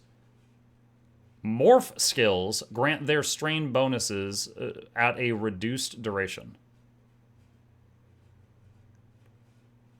Okay, so Evolve will no longer get the bonuses from these 3, but these 3 will now give you their bonuses the moment you hit them, but 50% reduced duration. But keep in mind, these buttons have a 20-second cooldown, so they can be hit way more often. pretty good upside. Evolving no longer inherits the bonus of strains, so it makes so all you do when you evolve is get that stat bonus, but instead more skills are going to grant their strain bonuses at a reduced duration. So this one shouldn't give you a lot more uptime on those bonuses, but a lot more flexibility of when you use them. So if you do that hammer spin, as Cal's doing with it, you're going to get stability at the start. It's a pretty good time to get stability is when you're doing that long cast, and also that healing buff. So you're going to have it when you use Obliterate, get that damage bonus when you want it. So yeah, like I said, just a bit more flexibility. Might be better in competitive modes where it's risky to get all those bonuses all at once, but this is more spread out, but again, lower duration. You might be thinking with this trait that like, okay, Evolve kind of sucks if I take this trait, but we haven't gone to the Grandmasters there. So all the Grandmasters are going to kind of change what Evolve does. First of all, I like how this tooltip is a happy little slime. Bit, and make it to the button. That's already interesting, is like super interesting. To talk about them. Symbiotic Synergy. Evolve recharges your morph skills. Ooh! Morph skills deal 33% increased strike damage. So you could just do like F2, F3, F4, F5, and then that brings F2, F3, and F4 back off cooldown. Actually, wait. Do we know if you are running the Amalgam Heal, is the Amalgam Heal's tool belt skill considered a morph skill? I would have to rewind to see. I don't know if it is. We go to Symbiotic Synergy, the top trait, which has the best trait icon in the game. It's just a little ooze guy that's smiling. But what it's going to do is it's going to cause Evolve to recharge your more skills, and then more skills deal increased strike damage. So recharging all three of those abilities is pretty strong. Getting all that damage back can get your block back, stun breaks back when you evolve. I'm also reminded of, I can't remember which trait line it's in, but there is a trait for Engineer where whenever they use a tool belt skill, it fires Chain Lightning at enemies. That you might be able to do something magical with that and this. They had a pretty good cooldown to have. Pretty big strike modifier for PvE. All these traits, everything you're seeing on the stream is like kind of split for competitive modes. You're seeing the PvE balance. But again, making that cooldown, you kind of want to use all your more skills, then evolve, and then have them all back for that moment of power. Pretty strong moment. And then I think all the other Grandmasters are going to be strong as well, compete with that. We can skip to the bottom to talk about Double Helix. Evolve has 2 charges and grants a 50% increase attribute bonus. I believe Evolve granted 10% to all stats, so this would make it 15. Evolve is going to grant an additional charge and grant a bonus to its increased stats. So this one is going to give you double the Evolve, Yes. which is pretty good, and make it a bit stronger, getting that stat bonus to 15%. But having 2 charges means that you can kind of choose when you want to evolve. Again, when we talk about silver lining, some of these bonuses are things you want to time specifically. So just having that extra charge and knowing you can use one of them off cooldown, but always having another one when you want that stability, that resistance, anything that you want, that quickness, super speed on demand can be pretty powerful. This trait has a lot more burst potential. You can use 2 evolves back to back to get some really high bonuses, where I expect maybe Symbiotic Synergy is a more sustained damage option. But then there's one last Grandmaster trait. And this one is potentially the most interesting. It's going to be Contagious. Contagious Mutation. Strain enhancement effects are shared to nearby allies when activated with a 25% reduced duration. Strain enhancement. Ooh. Mutation. Strain enhancement effects are shared to nearby allies when activated with a reduced duration. So that's all the effects we just talked about. You give your allies the resistance, the quickness, the super speed. Even the special ones, you can give them that strike bonus from Rapacious Strain. You can give them increased might effectiveness. They're going to take a duration decrease. You're sacrificing a lot to take this trait. You're not going to get like the cooldown reduction from Evolve. You're not going to get the double charges. But if you're in a group situation, this is probably a really good trait to have. A lot of potential, a lot of things that this could just be broken. That's what betas are for. So very excited and interesting to see what people do with this trait. Going to keep our eye on it for sure. It does work with Silver Lining, so if you have both Contagious Mutation and Silver Lining, you're going to share to allies when you use those more skills, so just even more choosing when to give things. They are going to stack the duration bonuses, so I think it's like only 3 seconds you share to allies, but still pretty powerful application. You do have the ability to grant both Quickness and Alacrity if you take both of those, but you have to make a lot of sacrifices to do that, so potentially fine, we will see. But yeah, that is the Amalgam. Pretty good. So I don't see a way, like an obvious way, for this to keep quickness or alacrity on its group 100% of the time. So at a glance, I look at this and I'm only seeing a DPS role in a PvE party. Like, it can do some quick, but it would fall off. Same with Alac. You might be able to do some healing or something, like if you have like med kit and then you've got like the bonuses for your group. But again, similar to the Conduit, you would have a healer that doesn't provide the essential boons, so the community would probably be kind of weird about it, unless it was like in like PvP or something. What's your favorite morph skill? I think Obliterate, like the sword is just so good, and just like cranking with it, like it hits really hard, so you should dodge that if you see it coming. Cranking with it. Next is Evoker. Okay, that means we have covered all the elite specs. There's nothing more to see here today. Although I guess we can talk about the Evoker. Before we get into the Evoker, I think there's one question on everyone's mind, Cal, and of the familiars you get, which one is your favorite? Which one is my favorite? I really like the hair, I think. The They're air all hair. so good, though. It's like... The Firefox, the Water Otter, the Road Toad, and the air hair. Throw them all off as we get in here. Let's see, just make sure everything's set up properly. Put on some skills. All right, let's do it. Evoker, the last elite spec preview before we get into the beta. So we talked about this a lot in the blog. You know, you probably watched a video. So first things first, you pick an element to specialize in. You do that on the F5 slot here. Similar mechanic to how the Amalgam skills work, where there's kind of selectable profession skill. And here we can choose from, you know, the fox or the otter or the hare or the toad. Let's just give them the time that they deserve here on the screen. So here's the fiery fox, of course. Water otter. The air hare. Come on, say Road Toad. And of course, the earth toad. Ah, so the close idea to here greatness. is that you pick an element to specialize in. And that's going to do a few things. First of all, there will be some traits and utility skills that care about your specialized element. We'll get to those in a little bit. They're also going to see a significantly reduced recharge time of the element you specialize in. So here I am specialized in fire. So when I swap out of fire, you're going to see it goes on the short recharge time that all of the other attunements go on. This is a number that we're definitely playing around with, trying to find like the right balance between. This really feels like you have more flexibility. Like obviously people know fresh air, the trait, just gives you a lot more flexibility in how you use your air skills, when you need to use your air skills, because you're going to kind of always go back. Similar idea here. There are a number of traits, obviously, that trigger when you enter an attunement.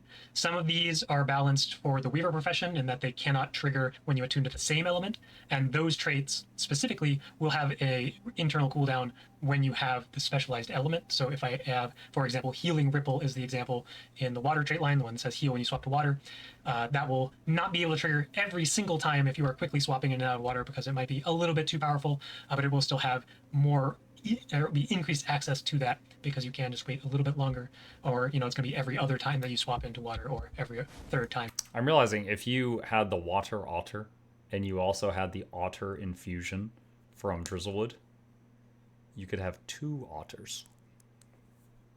Depending on how quickly you are swapping, keeping a pretty close eye on how that plays. Is this short recharge the right number? It fit pretty well with just how attunement mechanics work already, so that was kind of the baseline. But it could be a little bit longer. Maybe the traits don't need internal cooldowns then. But that's something we'll be looking for a lot of feedback on during the beta. But for now, Is there any otter miniatures? I'm wondering if there's 3 otter options.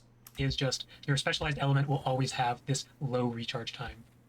And that, again, just gives you a lot of extra flexibility. I think Dagger with Air is a great example of this, where Shocking Aura, Ride the Lightning, Updraft, these are all skills that are pretty situational. So if you swap out of air and then you don't have access to those for like 10 seconds or 8 seconds or whatever your attunement recharge is and how much alacrity you have, there's so many variables that go in, but you have that longer window of opportunity for like enemies to capitalize on, I know there's no Shocking Aura available, but now you can have a much lower recharge and always be able to go back to those utility focused skills, or always go back to the auto attack that you like the most. Sorry, did they say the exact amount of the recharge reduction yet? Or did I miss that? As you I was too busy thinking about otters. use the other skills in your build. So last up, we have the familiar. Obviously, we get a familiar when we specialize in an element. And the way that this works is it's obviously not like a... Real quick, I'm noticing he did 2 small movements there and the thing didn't move. So it's not anchored above his shoulder like a function gyro is anchored above your shoulder if you're an engineer. It's actually following like an invulnerable mini type of thing. Ranger pet or a mechanist mech. It is intended to be more of like a companion combatant, where we're really trying to capture the feeling of this familiar kind of fighting alongside of you. So the way that it works is using a weapon skill is going to start charging up this meter, and we talked about this a lot in the blog too. Here I use Oh no. it's an air skill with my Firefox, so it gave me 1 charge. But if I go back to fire attunement and I use a fire skill, that's going to give me 2 charges toward my we're calling it the basic skill. We see another note here about an empowered skill. We'll get to that pretty soon. But the idea is, again, you can charge up your familiar skill more quickly, and then that will, as you're fighting, build up your familiar's power. It can contribute a attack as well. So you can see a nice little fireball. We'll talk exactly about these skills. There's still a little bit more to explain about how this charging mechanic works. Currently, for the beta, it will not charge up when you're using an auto attack, and it will not charge when you use a flip skill. And the goal here is that trying to normalize the rate gain across different weapons a bit better. Obviously, comparing something like Scepter to something like Staff with Fire, the auto attack speed is significantly different. So it would blow out pretty heavily if you got 2 from using an auto attack. It could use 1. This is still something that we're thinking about a lot. Whether or not there should be charged from using utility skills, whether it should be charged at a reduced charge for auto attacks, maybe even give like half of a charge, for example.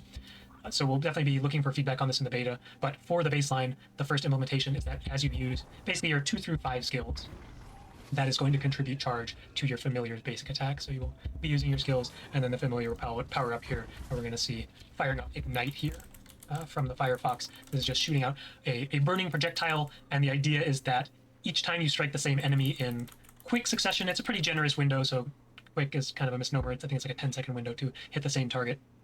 That will inflict additional burning. So I'm just going to start cheating and have infinite energy here, infinite charge, and so we will kind of start from 0. It did not quite start from 0, but we see here that inflicting 1 burning, then 2 burning, then 3 burning on the 3rd hit, and after we use the basic skill 3 times, so I hope you guys like counting to 3 because you can count to 3 in your fire attunement, and then count to 3 as you use the basic skill to the empowered skill. And that will then unlock the empowered skill of the familiar. The idea is that you can then conjure it into the world and it'll form a much more powerful attack. So here we see Conflagration, kind of the ultimate skill of the Firefox, is that it will spawn into the world, attack your targeted enemy, inflicting burning, and this will then also spread burning on that target to nearby enemies. So kind of an epidemic effect, but only for burning. So we see here, build up that burning on this target, then we're going to hit with Conflagration. That's going to get a pretty big burn spread, assuming you hit everything. And then the idea here is that there is a cap on how much burning you can do. We thought that applying 1,500 stacks of burning might be too much. So here we see the maximum stack count is 9. It's going to be a little bit lower in competitive modes as well. And there's, again, just another thing that we're keeping a pretty close eye on. Like, we want the skill to feel really strong. Transferring 9 stacks or copying 9 stacks of burning to nearby enemies is pretty strong. But, maybe it could be a little bit higher. We'll see as we get further into the beta. And then once you have used the empowered skill, we see the center meter reset back to 0. And Are you rewatching this? No, I'm watching it for my first time. There's lots of people here who are seeing it for the second time, I think, though. Familiar will kind of come back to its floaty hover state.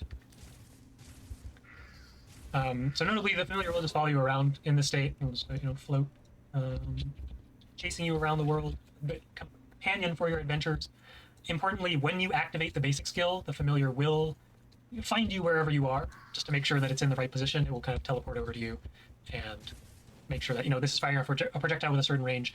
We want to make sure that it is based pretty closely to your range, and we'll see this on a number of other skills as well. But the familiar will always come to your So every time you give it an order, it snaps to your side. That's good. Get really far away, the familiar... Similar to the ritualist attack. But if you get far enough away, it will eventually just teleport to you again. Kind of a nice catch-up mechanic here, similar to how a lot of pets work as well. But most importantly, this is not a ranger pet, it's not a mechanist mech, it's not something that is attackable or in the world. It is a familiar, ally combatant that is powered up through your own weapon skills. So that is the Firefox. We saw Ignite and Conflagration. So let's go ahead and move into the Water Otter next. I mean, as a pet build / summoner enjoyer, it's literally the origin of my icon on Twitch and YouTube, the shadowy guy with the puppet sticks. It's basically fireballs with a different skin, right? Instead of you shoot the fireball, the glowy fox thing to the left of you shoots the fireball. But if he's not attackable and he's not repositionable and it still comes from your current position and it's still a fireball, it's a reskin. That said, this still looks beautiful. It's a really good reskin. But as someone who really enjoys playing pet builds, this ain't a pet build. This is just, a fancy version of just the idea of shooting a fireball from a familiar. Certainly, we will see quite a bit of flexibility on this spec. I'd argue that it rivals Amalgam, if not overtakes it, with the amount of flexibility in this profession based off which element you choose to specialize in. Obviously, we're going to see a lot more condition damage from fire. We'll see a lot of heals and supportive stuff from water, strike damage, power damage coming out from the air, hair, and more of that bulky bruiser-type playstyle from the Earth Toad. Let's go ahead and move into the Otter. So, they didn't say it was a pet spec? No, I know. I'm not saying they did. I am just adding what I feel was clarity. That's all. The Otter throws orbs of water at nearby allies, healing them and granting regeneration. Now, do you... where does it see? Range 600. I see. Is it just around you? Or... Oh, I guess it's going to have Splash. This is going to throw out a few healing projectiles nearby allies. That's a little bit of healing, a little bit yeah, it seems like it's from your location. Nothing too crazy, but just a nice, solid healing skill. Then once we build up to that empowered skill, we're going to see Buoyant Deluge. This is a pretty powerful... All right, the big otter is summon the otter to throw a massive ball of water at the target location. When the ball lands, it heals allies in the area and removes conditions from them while stunning enemies. 2-second stun, 3 Conduit cleanse, regen. Okay, wow, this is really cool. All right, 4,500 base healing on the area. Regen on 5 friendlies in the area, 3 Conduit cleanse on 5 allies in the area, and a 2-second stun on 5 enemies in the area. Range 900, radius 360. Powerful skill does a lot of things. So we see here that we're going to just... Let's take a look at what the otter... That's going to be a fun button. Target skill. I'll pick the area. Let's throw it on our allies when you want to heal them. See the otter kind of come in, play around with a little bit of water stuff, and then fire off a big... I'll pick the area. I'm going to back up. I want to see it again. When you want to heal them. So he rolls on his back, plays with the ball, and then whips it with his tail toward where you targeted it. which results in like a 1-second cast time animation. That's pretty cool. See the otter kind of come in, play around with I like it. It makes me smile. water stuff, and then fire off a big ball of healing water, mostly healing water. So it's kind of like that's almost the strength of Tempest Water Overload, but you can like fire it at range to an area. And it doesn't like stun you. Well, I say stun. It doesn't like, you don't channel the overload. But so like the pro, you can use it at range and it doesn't lock you down while you're using it.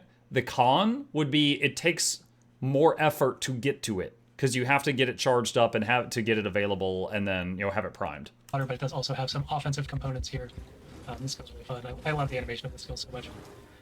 I really like that. Just okay, really quick, because I don't know yet. I hope that this class can provide quickness or alacrity. Not because I really care, but because the community cares. And I would love, as a support enjoyer, to see something serious come out of this otter. Because I like what I see so far. These allies create a water field. This is going to pulse some regeneration as well. Very powerful with something like cleansing water. And then also remove some conditions. And then the extra bonus here is when you throw it on enemies, generally you're going to be throwing it on allies to heal them. But if you also have overlapping enemies, we're going to see that bubble kind of traps those enemies inside, doing a stun. Just say you want to play more Ellie. Oh my god, dude. I can't wait to have 8k health again. So a really powerful skill does quite a few things. I'm going to misform out of so many revives you don't even know. A lot of these empowered skills, they are a little bit less accessible when you are not given infinite charge. So they are going to be all super impactful, very powerful skills. Just give some more screen time to the otter. It's got a nice little shell necklace. What? He has a shell necklace. Oh my god. I just thought I didn't think he could get any more powerful. What does the Twitch chat say? We have the air hair. This one's going to be, again, more strike damage focused, starting off with the zap. It's just going to be a ground target damage skill. Ah, crap. See some damage. We see this Hang on. mark being up. Hold on. I'm This go back. one's going to be, again, Okay. The hair creates a burst of lightning at the target location, damaging enemies and marking them to take increased damage from critical strikes. Everyone's? Like allies too? Oh, that's a unique thing. So it does damage, and then the enemy takes 7% more damage from crits for 5 seconds. more strike damage focused, starting off with the zap. It's just going to be a ground target damage skill. See some damage. We see this mark being applied. The way that this works is that it will mark enemies. From yours? Wait, is it just yours? Oh, it's just yours. Ah! Okay, I'm bored again. Increased damage from your critical strikes. They won't augment ally critical strikes, but your own critical strikes will get a nice little damage bonus here. So you will be wanting to continuously zap your enemies in order to keep that up, or it will rather create some more bursty windows of opportunity. We really need a close-up on this animation as well. We see the hair doing a little bit of... Mutt can't read? Well, they can't write. Do you remember some of those tooltips that we saw earlier? It was like, there is there. Spell casting does a little backflip to fire off that burst of lightning. And that eventually is going to flip over into... Lightning Blitz. Summon the hair to Shadow Step to and attack enemies around your target for critical damage. 394 damage. That's very low. I think we saw this in the trailer. It was like the rabbit was like boo boo boo boo boo all over the place. Lightning Blitz. It looked like Geraldo's rabbit from Bloons TD6. Let's see if both of the viewers of mine understand that joke. It's going to be just a big strike damage skill. The idea is that the hair... You summon the hair, and it kind of dashes so quickly between your enemies to the point that it might actually be teleporting. But that is just going to be doing guaranteed critical damage on every strike, so that plays really nicely into the zap debuff, obviously. But this will kind of dash between enemies. If there is only a single enemy, we will, of course, see the hair continue. I just noticed the heal button is someone petting the water otter, and the water otter has hearts. He's loving it. You to strike that single enemy. And kind of power up, doing a bunch of strikes, bunch of damage, and then again coming back to the baseline of floating next to you. I wish the pet had an auto attack. Yeah, I do too. Even if it was a weak one. Big damage coming out from, assuming you have real equipment equipped that has power, precision, and ferocity. I guess you don't need precision for that skill, but I would recommend a lot of power and ferocity instead of nothing. So guaranteed And crits last from the but not rabbit thing. least, we have the Earth Toad. Again, leaning more into like this bruisery defensive playstyle, a little bit of crowd control, or a lot of crowd control, as we'll see. I'll take a quick water break though, as we watch the marvel that is the Earth Toad. Just swimming in the air.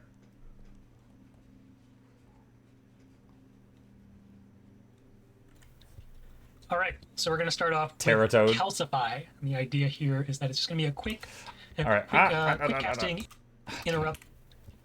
All right, so we're going to start off with... Okay. The Toad unleashes an earthen blast that dazes nearby enemies. Gain barrier if you strike an enemy that is using a skill. Gain barrier up to 1 time. Okay, so 400 damage, 150 break bar. If you interrupt something, you get 2k barrier. Calcify. And the idea here is that it's just going to be a quick casting interrupt, short-ish days. I see again the Toad will teleport on top of you to make sure that it is hitting those nearby enemies. If you do strike an enemy that is using a skill, this is also going to give you a bit of barrier. So a nice little defensive tool. A little bit of strike damage on this, but the main focus is again that crowd control and that defensive component as well. Look at this up times. Earth Toad doing some magic, firing out some rocks, and that is going to flip over into Seismic Impact. Summon the Toad. Just the Toad at your location. The Toad leaps up and slams the ground, knocking down enemies and creating a rocky barrier that enemies can't cross. Allies in the area gain prot. 1.5 seconds of prot, but 5 times. Maybe it pulses. Cripple, bleeding, 2 seconds knockdown, and a blast finisher. Seismic Impact. This is going to be that big crowd control moment. We're going to see the Toad comes in, kind of stomps on the ground. The first hit here is going to knock down enemies. Demacia! He's all going to create this ring of earth. Another joke for maybe 3 viewers. Similar to like the ring of warding mechanics that we've seen in a few places where enemies cannot cross through unless they do have stability, but it is kind of that earthen cage to keep enemies trapped inside. The Demacian and then we did Toad. see a bit of damage, bleeding, cripple, coming out on the second stomp there as well. So just that pretty solid bruiser skill. We see that this area is also going to give protection to nearby allies, including yourself. So again, big crowd control, a little bit of damage, and a nice little defensive skill is, again, the theme of the Earth Toad. Let's see it one more time. Seismic Impact. I would say I have a very small concern of, like, when he clicked Seismic Impact, it was a 1.5 seconds, maybe, before the ring appeared. In PvP, like, if a Hammer Guardian teleports on top of you, they can put you in the cage, like, instantly, and then you need stability to get out of it. If an Ellie teleports on you and you're moving, and then they do this cage, I'm a little worried you could just walk out of it before the cage finished spawning in. But we'll see. We'll come back to following. That's just a first thought. So that's the gist of the familiar mechanic. Obviously, like I said, we're still looking for a lot of feedback around like charge rates and skill impact levels. And there's a lot of ways that we can tune this mechanic, as we talked about already. It's like, should auto attacks count? Should utility skills count? Should flip skills count? Should it be faster? Should it be slower?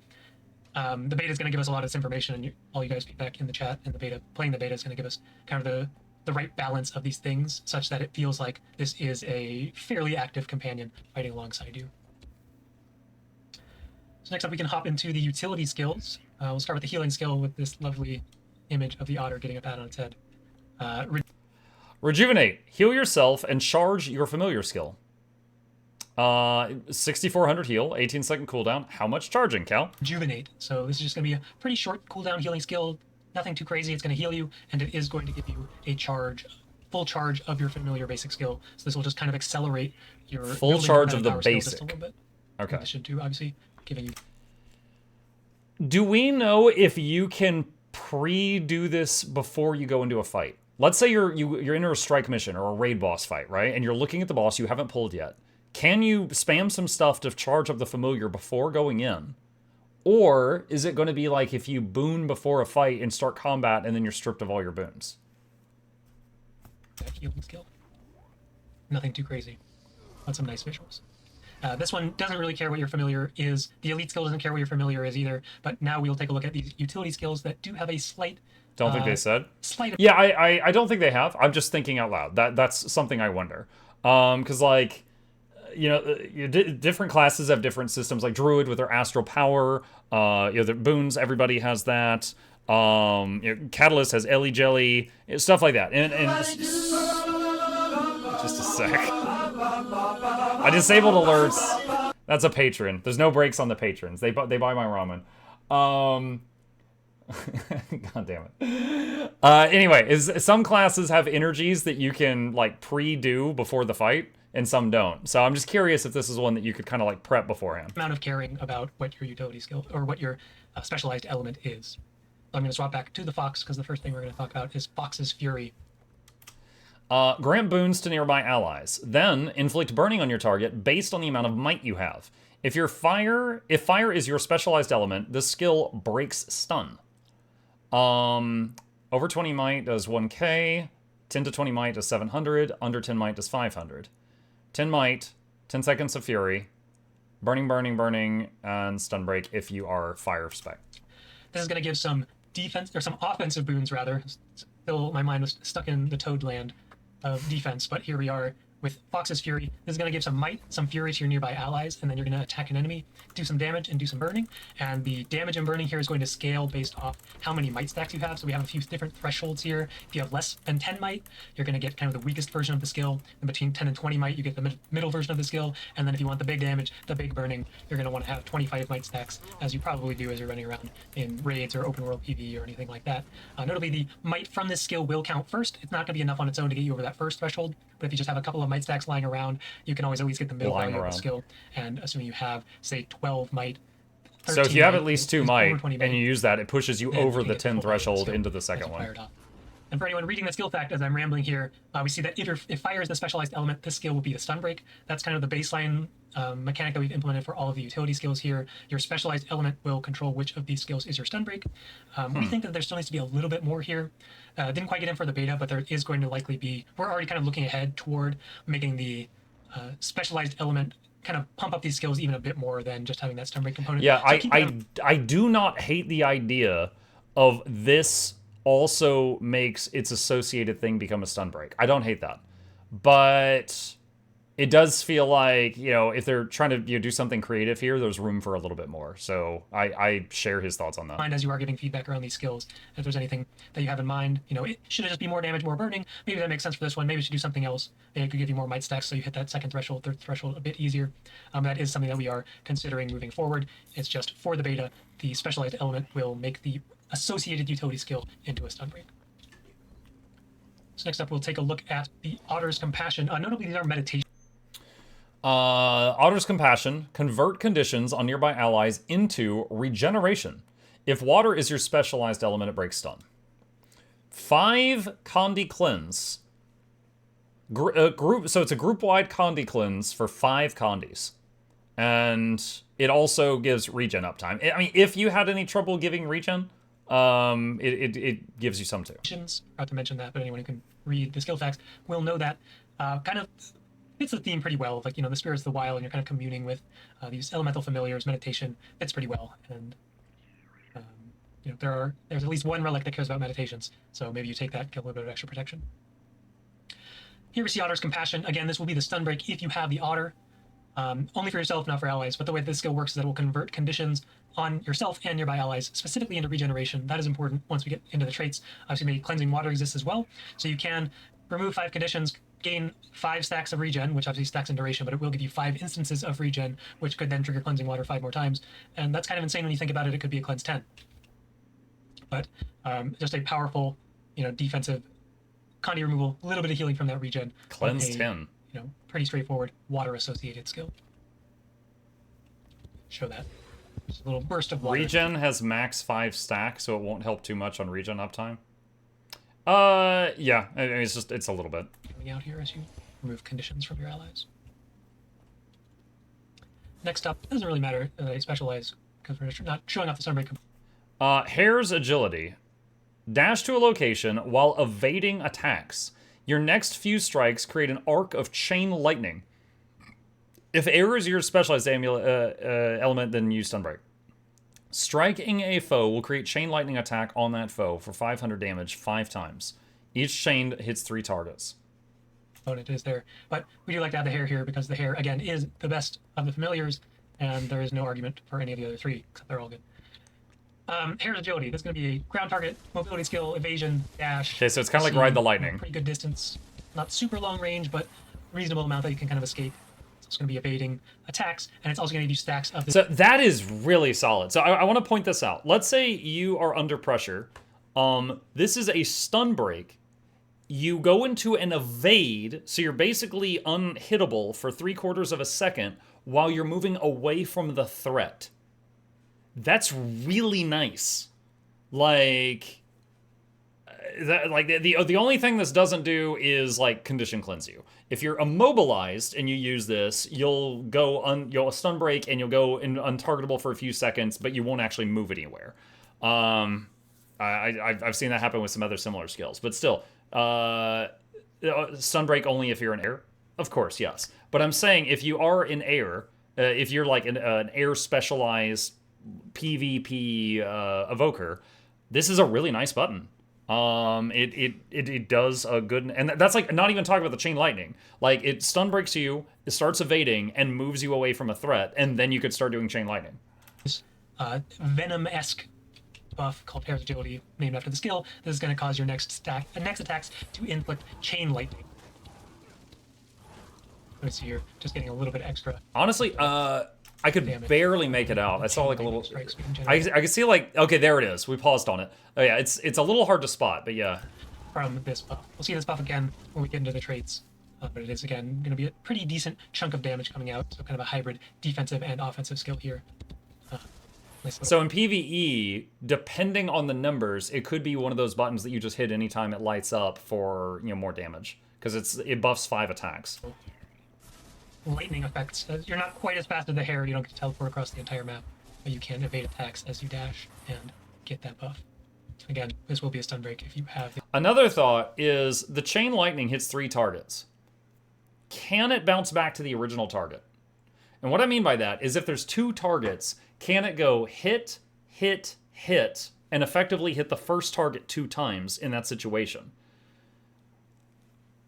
I remember back when Guild Wars 2 first came out, and I dabbled in Ranger then, the throwing axe, the 1 button, had 2 bounces, and it worked like that. So like if you had 2 enemies, it would go like a throwing axe hit, hit, hit, and the first target would take double the damage that it would if it was alone. And I'm just wondering if this works the same way. Years later, they changed the throwing axe thing to only have 1 bounce, so it doesn't do that anymore. Here. Last up, we have Toad's Fortitude. This is going to be more of that defensive skill again. Okay, quick read. Meditation. Block incoming attacks. Duration half a second. That's a short block. Then strike nearby enemies with shattering rocks. Gain protection if this skill completes successfully. If Earth is your specialized amulet, it breaks specialized element, it breaks stun. Does damage, does bleeding, gives 4 seconds of prod if you get the whole thing off. But it will have some offensive components. We see some bleeding on there. We see protection. We see a bit of damage as well. This is going to be a short duration block. So you're going to want to use this at the right time, block the key attacks, and then this will explode outward, this kind of earthen barrier, explode outward, do some damage. 1, art department did great. That looks really cool to me. I like that. 2, half a second is really tight. If you're playing, if you have got any kind of latency, this is going to be difficult to use. Wherever you play, if you got no lag at all, you might have no problems with this whatsoever. I think with practice, I'd be okay with this, but not like right out the gate. But like if you're in Australia, forget about it. if you're oceanic, just don't even put this on your bar. It's that's a very short. That might be the shortest block in the game. I can't instantly think of another one. Bleeding. And also grants you protection, assuming you aren't interrupted by some sort of unblockable crowd control. And then, of course, if you do have the earthen specialized element, this will be a stun break. Does quickness shorten the block? Yeah, it would. Yeah, if you have quickness, the block would be even shorter because it's channeled. Yes. Engineer shield block and Ranger greatsword block are shortened by quickness as well because it's a channel. Last up, we have the elite skill. So what could it do? You might get a hint from the icon. The idea is that... So, again, I predicted this when, and this wasn't like a crazy prediction, a lot of people predicted this when we saw the trailer for it, and we saw an ability where all 4 animals were just blowing up one enemy. We saw, there was lightning, there was a water ball, there was earth rocks, there was fire. So I'm guessing this is going to be everybody muck that guy in particular. 60-second cooldown, summon all 4 animals to use their empowered skills. Oh, that's nice, because that means whether you're support or power or Conduit, this is just your favorite button with some icing on top. Oh, and it's a CC, because Earth Toad. This will kind of give you access to all of the familiars, and you guys might have noticed this in the teaser video that was kind of used at the end of the Evoker segment. You can kind of see the... They did, dude, that's so clever. They didn't even have to do any scaling or math on this. They're like, just the other 4 things combined. The familiars starting to come together. The idea is you ground target the skill, then the... Hold on, are they excited? Yeah. Ooh, pog. Familiars will all kind of do their attack around that area. Oh, it's ground targeted? Starting to come together. The idea is you ground target the skill, then the familiars will all kind of do their attack around that area. Obviously, there were no enemies there, so Fox and Hare didn't show themselves, but let's use it on some actual enemies. Toad will come in first. Okay, so if there's no enemies, you still see the earth and the water, but the air and the fire need something to hit to be visible. Set up with that earthen cage, then the otter's going to toss that water ball on top, get that stun. Fox and Hare will come in, and they're set up to hit all their damage, so that's what they're going to do. Obviously, you get the healing from this, you get the protection from this potentially, you get all the things. Oh, that is such a fun button. It's an elite skill, it does it all. And just a really powerful effect, where it also gives you access to kind of all of these familiars. That is such a fun button. Access to. So a very... Like, any buttons that slightly tilt a fight for, like, in your team's favor, even if they're subtle, I love it. Like, in Druid, in PvP, when I play Druid in PvP, like, when I do the, Astral Form and then the 3 button, it crashes down, and it dazes enemies, and with a trait, it immobilizes them, and it heals my allies. And then Astral 2 is like blind the enemies and cleanse the allies. Like, I love skills like that where it does some positive stuff to your pals and some negative stuff to the bad guys, and just tilts the field of battle a little bit in your favor, just in all ways. And this is that, and I love it. I don't know what word I'm looking for. This gives you a lot of different types of value all at the same time. You can use this on your allies, giving that healing from the water ball, giving that protection from the earth toad, but maximum value is going to be somewhere where there are enemies and allies at the same spot.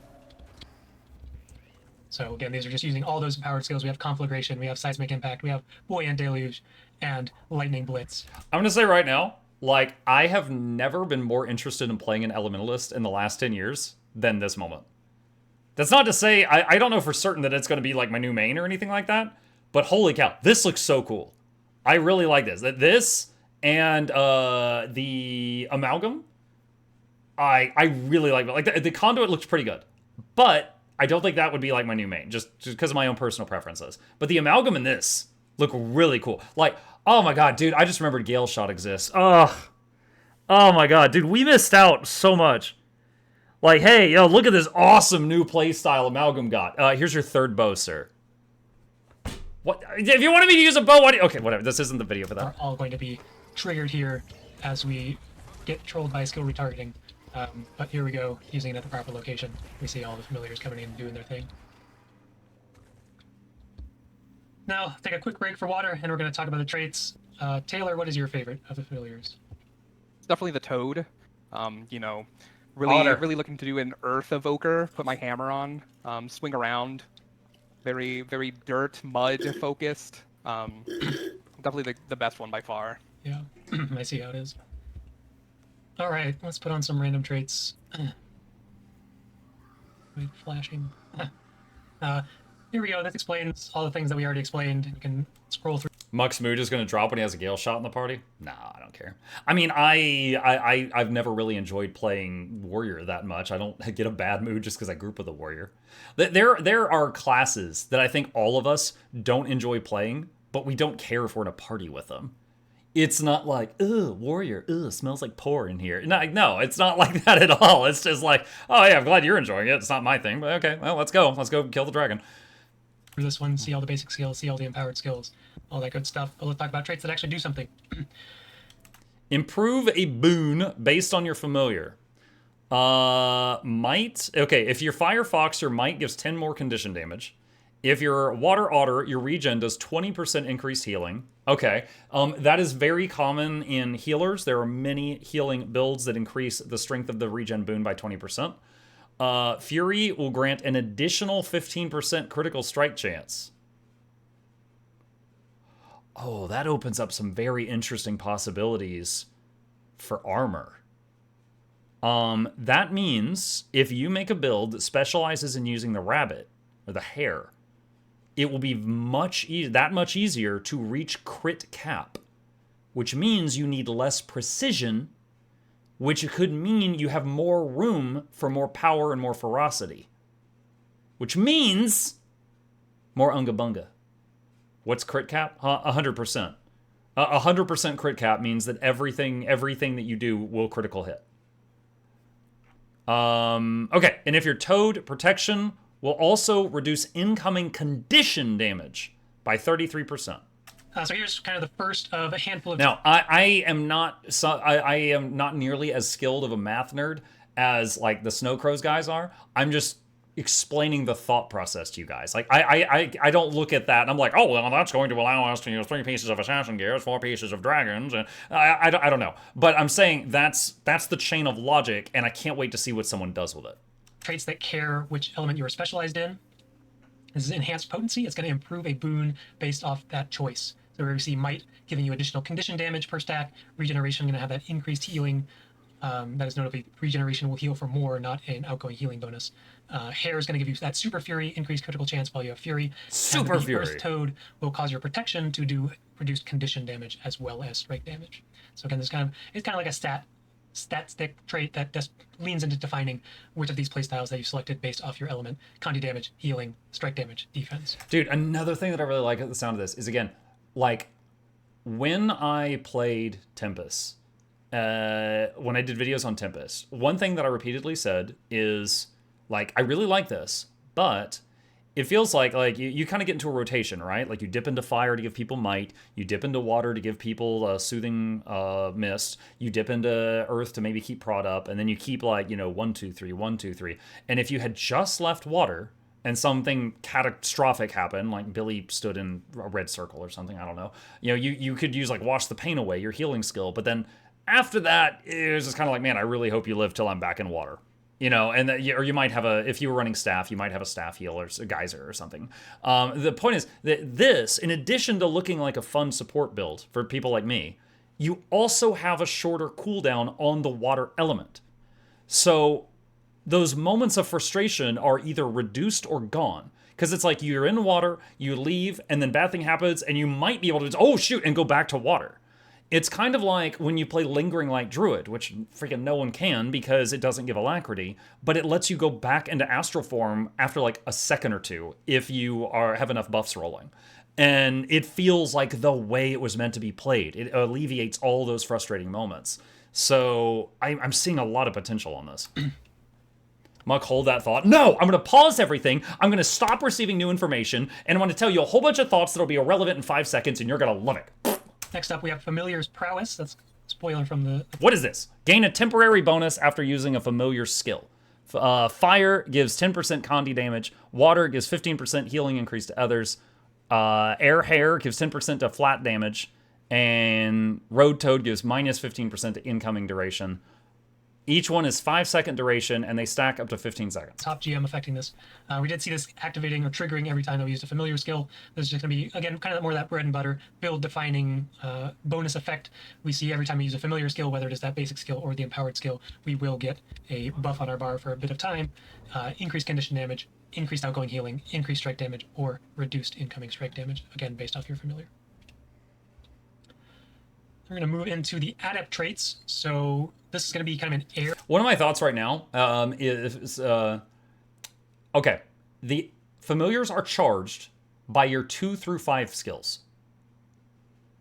What weapons, I'm guessing maybe dagger, I don't know. What weapons have the fastest cooldown on a 2 through 5 skill that you could just abuse?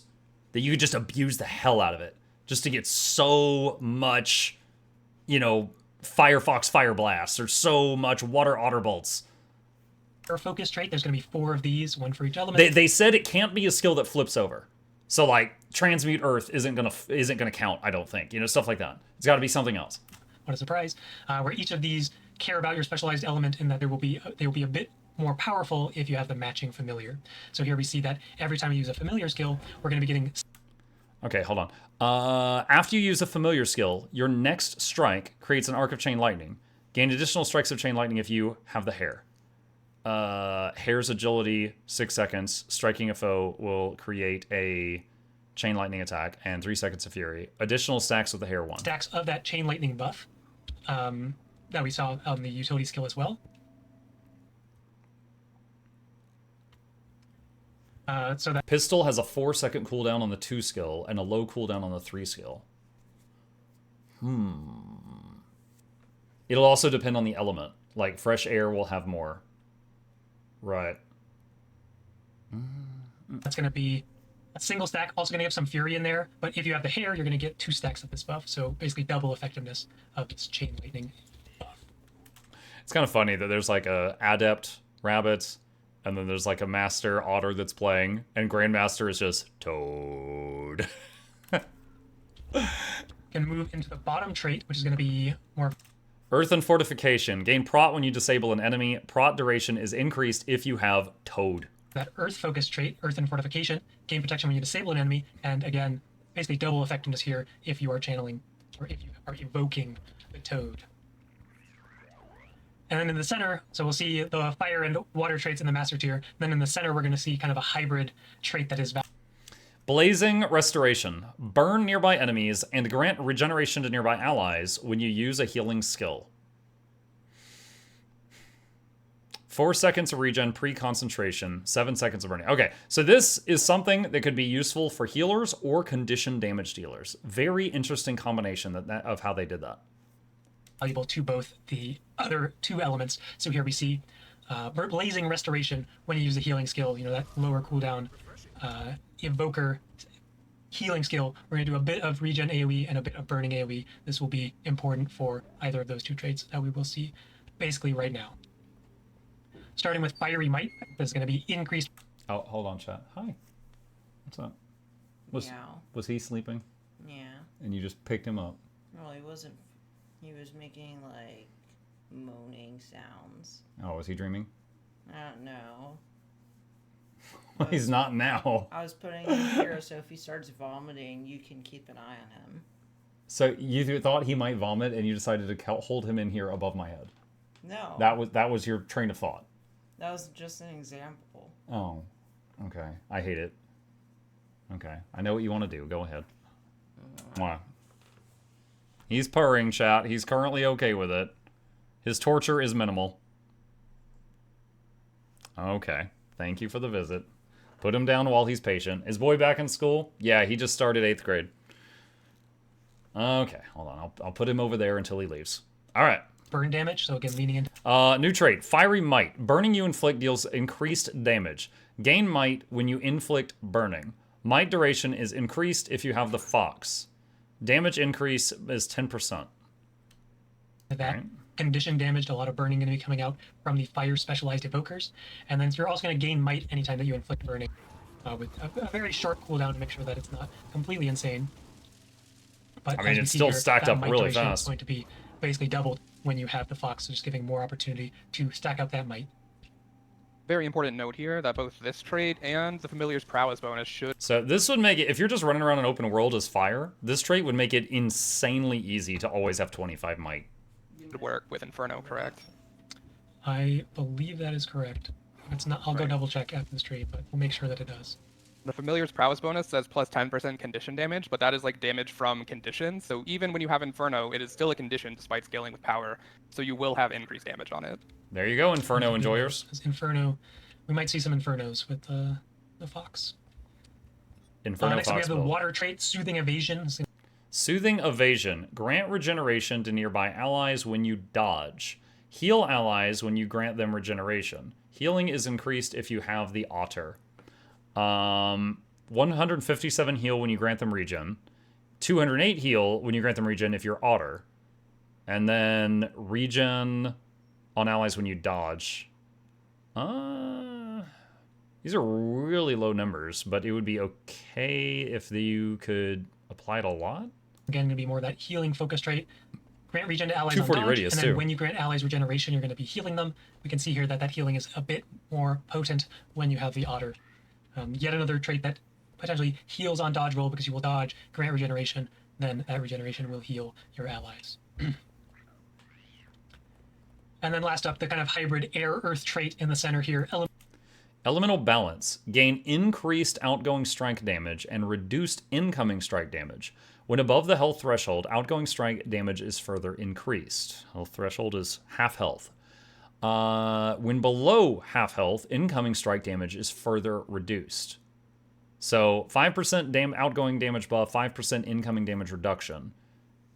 If you're above half health, you do 10% increased outgoing damage. If you're below half health, you do 10% reduced incoming damage. Mental balance. This is going to give you either increased outgoing strike damage or reduced incoming strike damage, depending on your health threshold. So when you are above that 50% threshold, taking the opportunity to go more aggressive, getting that increased damage, and as you're below that health threshold, it will instead, the Toad will be protecting you with that reduced incoming strike damage.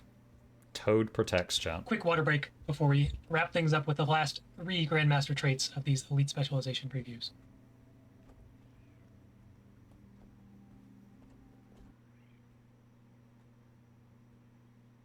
Is that exact trait on another class? We're going to I start recognize off with it. Familiars. Untamed has a very similar one with the outgoing damage and the incoming damage thing. I don't know if it's identical, though. Focus. Grandmaster Toad. Familiar's prowess is improved. Heal yourself when you use a familiar skill. The healing is 1k base. The Firefox gains 25% increased condition damage. Water Otter gains 30% increased healing increase to others. Air Hare does 25% more flat damage. Road Toad is minus 15% to incoming condition damage and power damage. So this is going to be, as we saw, this is really going to be enhancing that Familiar's prowess bonus to even more powerful levels. And it also has this personal heal attached, so it is more of like this more selfish combination of like defense and offense trait. So every time that you use a familiar skill, you will get a bit of healing in addition to that empowered Familiar's prowess. So we see here Fox's prowess, familiar prowess, even more condition damage. I mean, it's just increases of everything, except the Toad, again, is going to give you kind of that hybrid Conduit damage reduction and strike damage reduction instead of going a bit too crazy with the strike damage reduction number. And then the rest are just pretty solid increases. This one's pretty straightforward. You know, if you do want that kind of lower impact, lower intensity style of build, you're probably going to want to play with Familiar's prowess, as it is just leaning into the core mechanic. Did anything in the Evoker kit give Aegis or stability? I think the Toad had some self-stability, but I don't think like group stability, unless I missed something. Of the Elite Specialization, using that familiar skill as often as you can. Next up, we have Familiar's Blessing. Remove conditions from nearby allies and grant them boons when you use a familiar skill. Oh, there it is.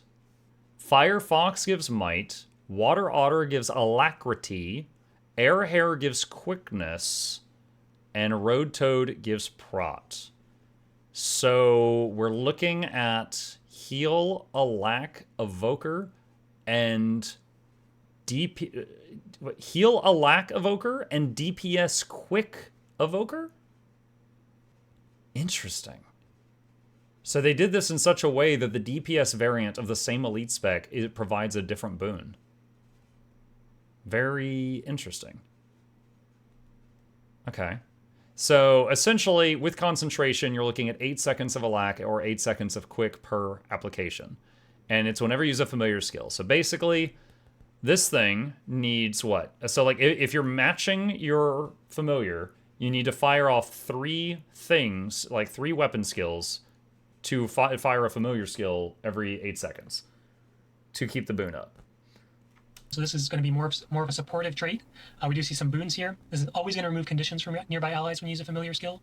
And then, depending on your specialized element, we see a few different boons here. Might from the Fox, Earth, going to give you protection. And then there is opportunity to apply. Right now, as a support enjoyer, I'm worried about all the other boons, though. Because, like, Tempest uses Overload Fire to keep Might on the team. and they use Overload Earth to help with prot, and and other stuff in Earth to do prot. I am not sure.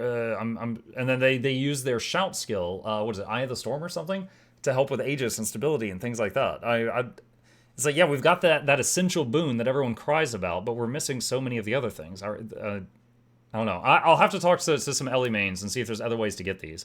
Like, I know about Transmute Earth on the staff, so that's a stability, but... Either quickness or alacrity, whether you have the hair or the otter equipped, so we will likely see, that strike, that power, quickness, DPS with the air hair, and more of a heal alacrity build coming out from the water otter. This can just be a powerful defensive tool in competitive modes as well, or a powerful support tool, giving that Conduit lens every time they use a familiar skill, or giving some of these defensive boons, or even quickness can be a pretty powerful damage. Chrono found dead in a dumpster? What? And there's one final trait to talk about. It might be the craziest trait of all of them. Patreon noise. I think out of all the things we've shown, it is the most interesting, most ambitious. Across all of these elite specs, maybe across all existing elite specs, could it be the craziest trait? I want to say yes, and let's just see what it does as I equip the trait. Is it going to give 3 tomes that each give you 5 new, very competitive skills? And take a drink of water.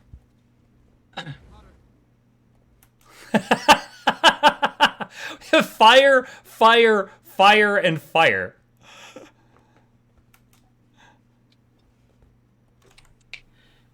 So we see here that I am specialized in fire, as I have the Firefox. And the first thing that this trait did, called Specialized Elements, is it said, hey, why are you... You cannot leave your selected attunement. Your familiar's basic skill charges more quickly. Activating your familiar's empowered skill recharges your weapon skill and triggers traits as if you entered the attunement. Recharge time reduced 10 seconds. Skills to charge familiar is now 2. In fire attunement. You should probably be in fire attunement. So every 2 clicks, you could fire off your pet ability. The way this trait works is you cannot leave your selected attunement, but there is some bonuses. There's reasons to do this. Are they good enough? We kind of hope so. We do want to have this kind of single element playstyle enabled by this Grandmaster. I wonder if Water Otter with this can reach the highest level of healing output in the game. I'm not sure if it could, but I'm curious. Trait that's a little bit crazy, and we didn't want it to be like something that you had to do playing with this specialization. But if you want to opt into this as the Grandmaster trait slot, you can just be locked into fire attunement. All of my attunements have become fire attunement. I can't switch out. That's not the worst thing in the world, because we see here that the familiar basic skill is going to charge more quickly now. It's only going to take 2 of these skills. I can fire off a couple skills. That's going to give me access to Ignite, and I can fire off a couple more skills, get access to Ignite again, flip over to Conflagration, and when I activate Conflagration, use it at a pretty bad time, but this is going to give you a flat cooldown reduction to all of your equipped weapon skills. So we see here, let's fire off some skills, do this again, charging up toward that Conflagration, and we're going to hopefully set up a reasonable period of time where we can utilize this. We have all our skills on cooldown. Now we use Conflagration. Those are all reset. Now I can start counting again toward my next Conflagration, toward my next Ignites. And this is like a pretty powerful loop. It's not really going to be like an infinite loop, obviously, but it is going to just lean into that single attunement playstyle where you're just be charging up the familiar skill even more rapidly, recharging out skills every time you use that. And this is going to add, this is a pretty interesting trait. Hang on. A small part of me hates this, and the reason for it is this thing is out Tempesting Tempest. Because Tempest, like Weaver, it's like an Elementalist has 4 elements, they do 1 at a time. Weaver has 4 elements and they do 2 at a time. Tempest does 4 elements, but they do 1 at a time harder. And this one is like, I do it harder. I don't want to call it a flexible trait because it's kind of the opposite of flexible, but there's a lot of different ideas that you can play around with here. You can play like Scepter with Firefox, or you can play Staff with the Water Otter. I switched to the Otter and it says, hey, now you have to be in Water attunement. You're not allowed to be in another attunement. Air hair, this is going to be that air specialized strike damage. A lot of lightning strikes, a lot of blinding flashes, maybe more gales coming to the table. You could play with Scepter, you could play with Dagger, you could play with, finding the right combination of specialized element and weapon combination there's a lot of opportunity to play around with this, and I think we've been having a lot of fun. You can probably hear it even in my voice as I talk about this. Like, we've been having a lot of fun with this trait internally, and this is something that we want it to be good, and it might not quite be good enough yet. So play with it during the beta. Let us know. We're going to be playing with it a lot during the beta as well and iterating on this trait, but we do really like the idea of promoting this like single element playstyle in kind of an opt-in situation. It makes a lot of sense for this specialization because you are already specializing in an element. So if you really want to lean into fire, you can now do that in the most extreme way possible by playing with specialized elements. Notably, one thing I did forget to mention, because I'm just rambling on and on about excited.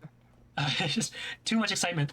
But when you activate that empowered skill, it is going to get you that cooldown reduction on your skills, but it's also going to trigger all the traits as if you enter that element. So that will be triggering your sunspot here. That will be triggering, elemental attunement if you have it, healing ripple if you're in water and specialized in water. So you don't completely lose access to those traits. You just get them whenever you fire off that familiar's empowered skill. So, Taylor mentioned he's probably going to be playing around with the Earth Toad specialized elements. Maybe he has a hammer, but see what happens. I think Dagger Earth is right now the best, Earth specialized elements I can get, but, I need the throughput. I need as many Toad skills as possible, and this is what that trait enables.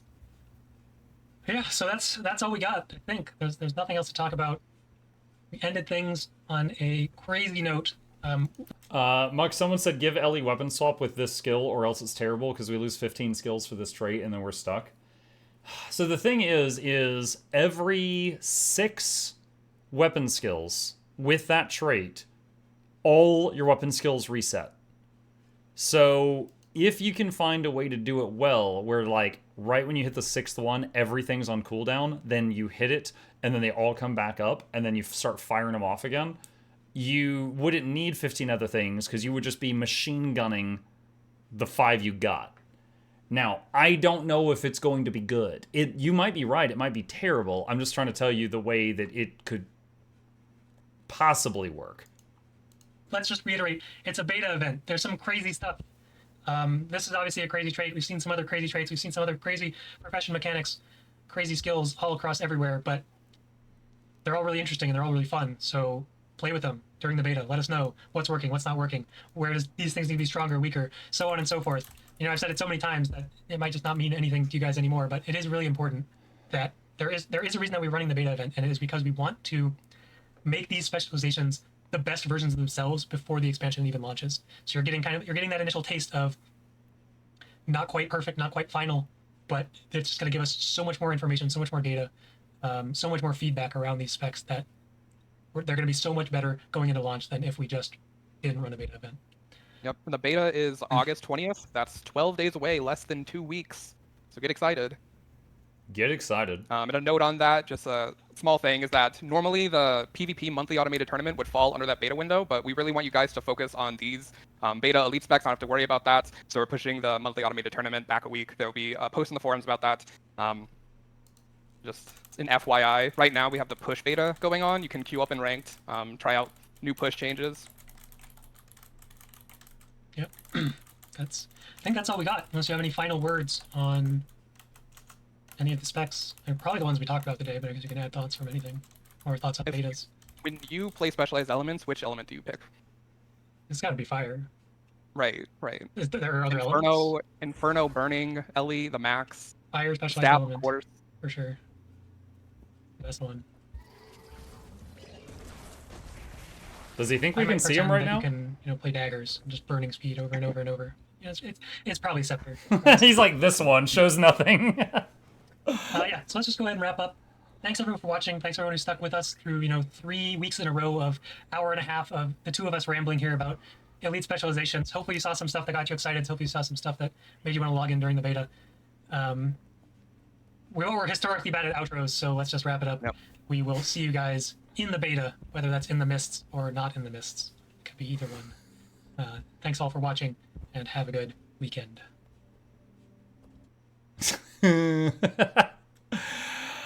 Okay, that's the end of it. All right. Okay, again, I'm focusing more on the support side of things because I enjoy that. My leading thought is that like Evoker looks really fun. However, I'm very concerned about every boon it should be giving to its party other than the main one?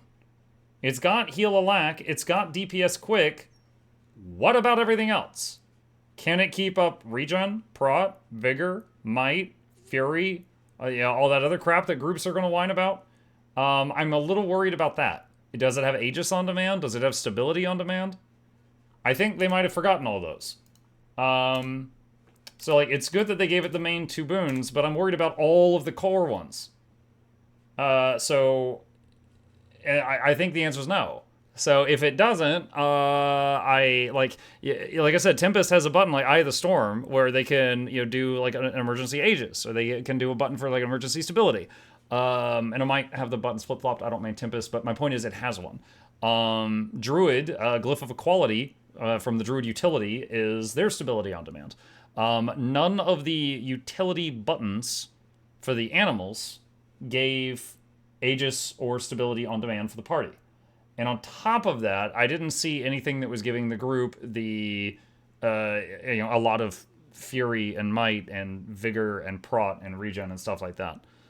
So I think if you're considering doing a support Water Otter build, that is the situation that we've got to find a solution for. The rest of it sounds really cool. The Amalgam looks like a ton of fun. The Evoker looks like a lot of fun. The Revenant Conduit looks very interesting, because not quite in the same way as the specialized elements thing, but the Conduit is like, oh, you like Assassin? Well, now you can have Assassin and then Dervish / buffed Assassin. So it's like you can take, if there's one legend you like, you can take this Conduit thing and then kind of buff that legend. So, like, if you like playing Assassin, but you hate that you were always forced to bring something else, you could just take this now and buff it. I think it looks cool. It's not going to make me a Rev main, but I think it looks very interesting. Like, they put thought into it. And I like that. Let's see. Tempest doesn't even have resolution. The only source of group resistance is Warhorn. Core Rev plus very curious how that will work out. Open world viability will suffer too. All of Tempest utilities without the boons. You get boons for swapping elements. August 20th, you picked a heck of a time to touch grass. Oh, I'll be in Seattle on the 29th. I'll still have some time to enjoy the beta event. That's fine. Okay. Cool. So, yeah, that is the end of the video. What I'm going to do now is, for all the people that skipped all of that and they went all the way to the end of this, I'm going to do my best to do a TLDR. So here is that. So this is the TLDR for those of you that just skipped the bulk of the video. You just want to, the gist of what's going on. Let's talk about each of it. If you want more information, well, there's this lovely video that you just skipped past. You could rewind and go see whatever you wanted more of. Revenant is getting Conduit. Conduit is getting Legendary Entity stance. Legendary Entity is this Raza guy from Guild Wars 1 that you're channeling, and he was a character that could become any class in the game. He was kind of a blank slate, and they're really emphasizing that. When you are in Conduit stance, your F2 is this dervish thing. It's called Cosmic Wisdom. But Cosmic Wisdom, when you are in Conduit stance, does a dervish type blessing, where when you attack, a scythe spins around you. Now, when you use your 6 through 0 skills, you gain affinity, which is a very hard to see little bar right here. When you use your F2, it spins the affinity to increase the duration of the F2.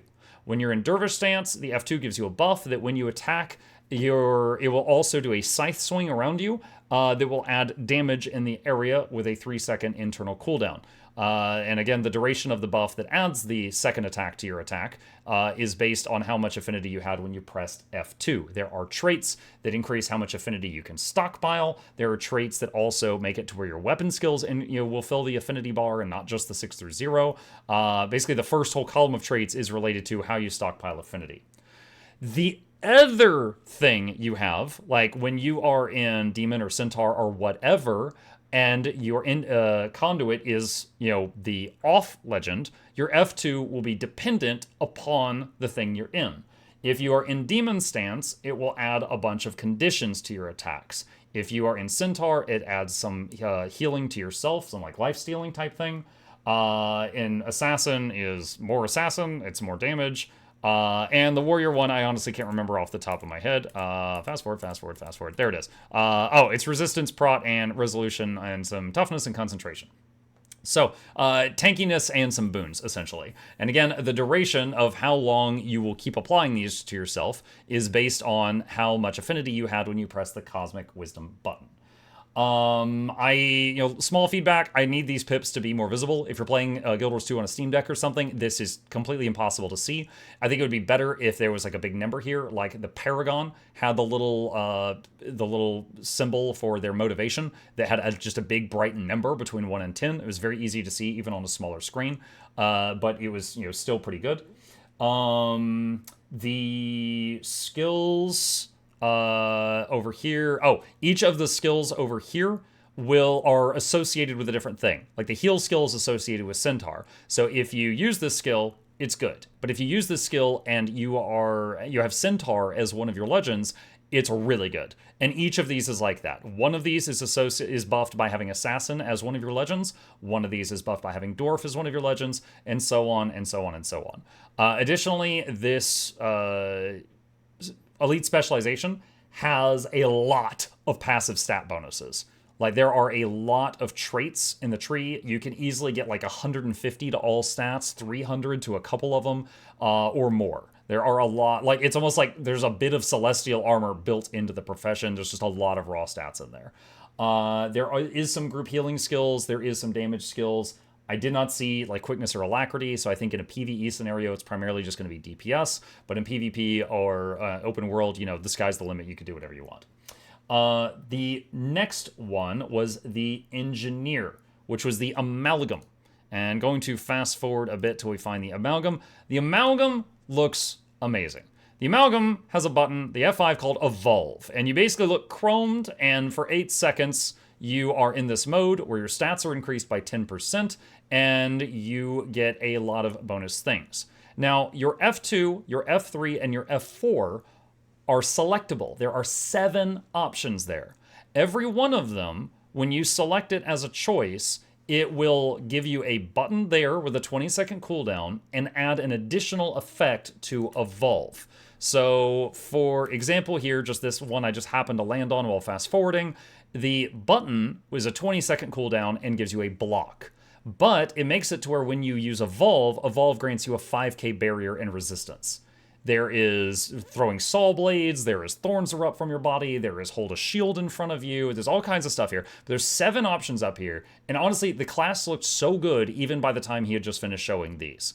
So every one of these is a 20-second cooldown something, and a buff to this. There is self-stability in there, is self-quickness in there is self-alacrity in there, and just a whole bunch of other stuff. This does not apply to the F1 button, which is a toolkit heal. Hey, is it about time? I'm going to tell my son goodnight. I'll be right back. Fast forward if you don't want to wait.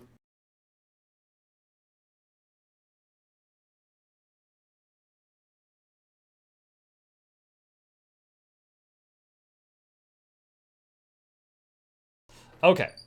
He is bye-bye. He is off to bed. Okay, so that is how those work. Again, those are morph skills. There are 7 of them. Your F1 is a standard tool belt skill. The reason they did that is for reasons like medkit.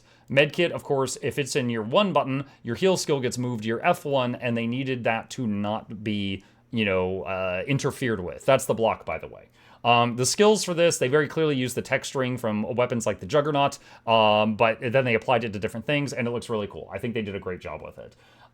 So that's how morphs work. That's how Evolve works. So again, the different engineers using Evolve may look different because like those spikes erupting are a result of one of the morphs up here.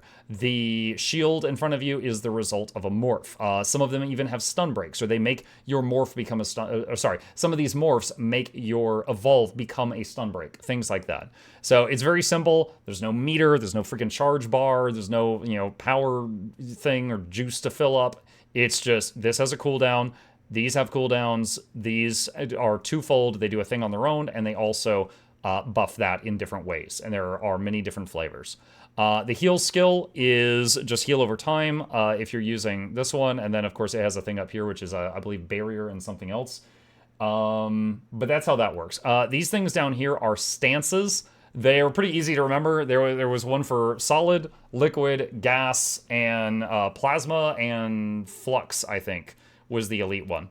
But, you know, each of them do different things. Like the gas one is like you're basically immune to getting immobilized, and you can, you know, move a distance while that is active. But if you want to see each of the tooltips, you know, that will be in the description. It does have one unique thing that we've never seen anywhere else in the game before. This thing here, it's one of the morph attacks. It's like a giant sword. It deletes barrier. They've never had this in the game before. It just, if this hits a target and that target has barrier, is gone. So there's a few elites PvE fights in the game that have barrier, and there is, of course, like PvP versus every scourge on the planet. It just gets rid of it. It just gets rid of it. On its own, it has some power scaling and some Conduit scaling. It does bleeding, and it just makes barrier gone. And that's a thing that's just not been in the game before. Not much else to say on this one other than it looks really interesting. It doesn't supply group power or quick, I don't believe, but it can give some. Or sorry, I said group power. It doesn't provide group alacrity or quick, but it does have some self-alacrity and quick on a cooldown. So you could likely give yourself ample amounts of it for short to medium length fights in open world or PvP, things like that, assuming that they give quickness and alacrity in PvP. Sometimes they don't. Those are saw blades made out of molten or made out of liquid metal that he's throwing right now. But the sheer customization of this thing, because it has 4 utility skills to choose from, on top of all the old utility skills, and it's got 7 morph skills to choose from, and the evolve, which is different based on which 3 morph skills you take, and the traits. Like this looks really, really cool. There is also a trait worth mentioning that shares the some of your perks of morphing with your group. So like this hammer spin has life stealing. It heals you.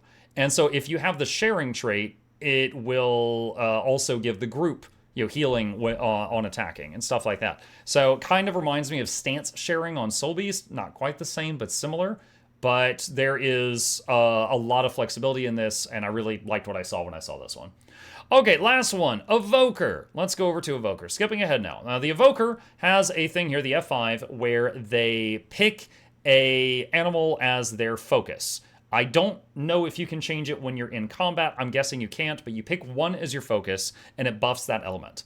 Whichever, so Firefox, Water Otter, Road Toad, or Air Hare. Whichever one you're focused on, that element has a very short cooldown. I do not know exactly how much, but it has a shorter cooldown. So like if you're, you know, Water Otter and you're healing your group because you're the healer, and you swap out of water, and then Billy gets in trouble, if you were Tempest, you have to wait 10 seconds to go back into water.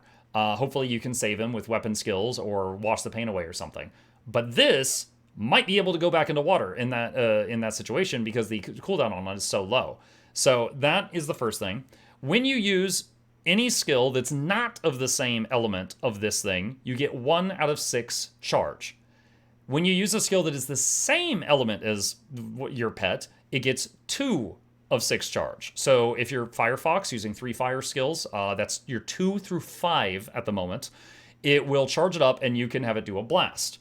After it's done 3 blasts, which is, again, if you're just camping fire the whole time, that's 2 skills blast, 2 skills blast, 2 skills blast. 6 skills total between your 2 and your 5. Then it can do a big blast. And it depends on you know, what you select. So the big thing here is the Firefox dives into a group of enemies, does a lot of burning to one target, and then basically casts Epidemic with burning and spreads the burning on that target to others. And there's a cap of like 100 stacks of burning or something like that. So it will, you know, spread that around. If you are, you know, Firefox, it has a big emphasis on burning, and it does work well with the new Inferno trait that makes your condition damage burning scale with power damage. There is also the Water Otter is all about healing, and its big move throws a giant water ball that will heal an area. Let me see, he's going to show it here in a second. It'll heal an area Condition Cleanse, and also daze enemies, and also apply regen. It looks like a very fun button for support enjoyers. The Air Hair just does a whole bunch of power hits that are guaranteed to critical hit, so doesn't need precision for that specific attack, scales well with ferocity. And the Earth Toad does a lot of CC. It's Demacia. It's Jarvan from League of Legends. It makes like a stone ring that enemies can't cross after doing a lot of CC and some bleeding and stuff like that. So that is what each of them do when they charge up. The skills down at the bottom, whichever skill for your utilities, there is a Fox utility, an Otter utility, a Hare utility, and a Frog utility. Whichever one is your main element. So if Earth Toad is your main element, the Earth Toad themed utility will be a stun break. Whichever one is your chosen element, that utility skill will be a stun break. They said they want to add more to it. They haven't yet figured out what they're going to do there for the added bonus. They want another bonus there besides just this one is your stun break. But that's how it is right now. For the utilities, what each of them do, I'm not going to go over that right now. You can go and watch those, or see the tooltips page that's in the description. The elite skill is worth mentioning. The elite skill will basically do every single one. I don't remember at what time, the timestamp it was. The elite skill does every single one of the pet's thingies. Oh, perfect. At the same time. It will do the Air Hair Chain Lightning around, the big water daze, heal, and condition cleanse and regen of the Otter. It'll do the CC and the you can't cross this wall of the Toad, and it will do a whole bunch of fire from the Fox. It is literally, it basically just does every single animal's big button. So everyone's going to love this button. It doesn't matter if you're the main healer, if you're DPS, if it's time to CC, it's going to do all of that at once. It's a very fun button. So if you are playing this class, I can't imagine you're going to use a different elite besides this because it looks so good. Other things worth mentioning. The traits for this class that does give alacrity or quickness gives both in a unique way. It makes it to where if you are using the Air Hair, anytime you use the Air Hair button, it gives the group quickness. And Air Hair is power damage, so that means that this class is going to have... It's the Tree of Birds. How are you today? That means that this class is going to have power damage DPS quickness builds. It also makes the Water Otter give alacrity when you're using it. So there will be heal alacrity builds from the same class, which is awesome. The main thing that I am concerned about seeing this, like, this looked really good. My primary concern, though, is that it doesn't have, at first glance, great ways for literally every other boon in the game. They made it possible to pump out alacrity or quickness, but I think they forgot about everything else. For example, a Tempest gives alacrity, but it has a shout for Aegis and a shout for stability. This one, they didn't do that. You use Overload Fire to keep Might up. This one doesn't have anything for Might. You use, you go into Earth for a little bit to keep Prod up. This one doesn't have much of that either. So I'm concerned. Now, I'm not an Ellie main. You are welcome to correct me if I'm wrong here. I am concerned about its ability to keep up literally every other boon besides the alacrity or the quickness. Okay? That's my thoughts right now. I hope they address this because I have never wanted to play Ellie more than I do now after seeing this. The Water Otter support build looks hella fun, but it's got a bunch of like major holes in it. And you need, like, it needs Aegis on demand, it needs stability on demand, and it needs to be able to reliably give at least Might and Fury and Regen and Prod. Swiftness and Vigor are nice. You can get by without them, but I didn't see those either. So that's my main concern right now is boon uptime, because otherwise people aren't going to let you in groups. Now, you could still be a Water Otter healer enjoyer in other game modes, PvP and open world, meta events, and Worldview World. I couldn't remember the other game mode there for a second, but that's the thing. The last thing that I think is worth mentioning is a very unique trait that they are concerned is going to be completely broken, but they're going to see how well it does, called Specialized Elements. Look at this right here. You'll notice he is currently in Fire, out of Fire, Fire, Fire, and Fire. Everything's Fire. Specialized elements makes it to where whatever animal you have selected, you cannot leave that attunement. So you're either all fire, all water, all air, or all earth. That's it. Now, when you are using that element, every time you do 2 weapon skills, not 3, this gains a charge. Which means every 6 clicks of 2 through 5 will fully charge this for the Giga attack. After you do the huge attack, it instantly pops all of these skills back up. Which means if you're using a weapon that has a reasonably short cooldown on at least 1 or 2 of these skills, you can just machine gun these. You just be like, boom, boom, boom. Yeah, there we go. And someone's going to make a mixtape out of that. So I don't know how that's going to go. Because, for example, for water, that might be the highest healing per second that this game has ever seen. But you're going to have, like, no boons at all. You're going to have, you'll have alacrity, and that's it. Nothing else. So I don't know how, what that would be effective for, but it's there.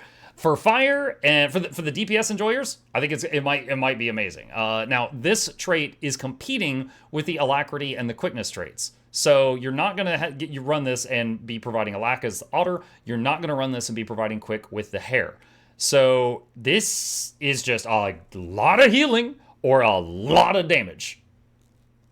That's it. Now the question is, you're giving up 15 other skills. You're giving, if you're running fire, you're giving up your 5 water, earth, and air buttons. Is that going to be good? I don't know. I'm going to let other math nerds figure that one out, but that is how it works currently, and they have stressed. This is a beta. If this ends up being a really stupid idea in either direction, like it sucks or, oh my god, it's so broken, no one's playing anything else, they're going to address that. But this is how it is for the beta.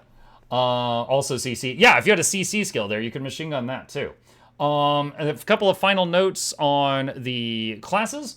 My own personal things, I think Conduit looks really interesting. If you've ever just been like, man, I like playing Rev, but I really only like playing Assassin, and I don't like how I have to swap to another legend that's not Assassin.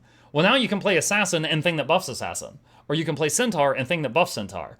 And so on and so on. So it might be really cool. I don't think it's going to make me swap to being a Rev main, but it looks pretty nice. Amalgam and Evoker, those look really nice. Like, as a Ranger main, this makes me extra sad after seeing Gale Shot. My own personal opinion, if you love Gale Shot, that's fine. I'm not trying to change your mind. It's just, these are such completely new and creative ways of playing the game. It makes me sad that I just got a longer longbow. Like a 3rd freaking bow. Like, that's not a new way of playing the game. That's an existing way with better numbers. Like, they could have just buffed the bow and it would have been the same. But these are completely new, very interesting things. And I am really looking forward to trying out the Amalgam and the Evoker after seeing this. A reminder that the Elite Beta starts on August 20th. That is 12 days from the time of this recording. That is the Wednesday after next. And it will be going for about a week, and you can try all this stuff out during that time period. Usually, that is when the monthly automated tournament happens. They said that they pushed back the monthly automated tournament so that, because honestly, they want people to focus more on the beta test so they can get data. They don't want people to be, some people be focusing on the monthly AT, and, some people focusing on this. They want everybody focusing on that if possible. I think that's it. I think that's everything I got. That's my attempt at TLDRing this this 2-hour-long thing. And usual stuff. If you got any questions, problems, thoughts, concerns, if you see anything I missed, put it in the comment section down below, and I'll fight you there.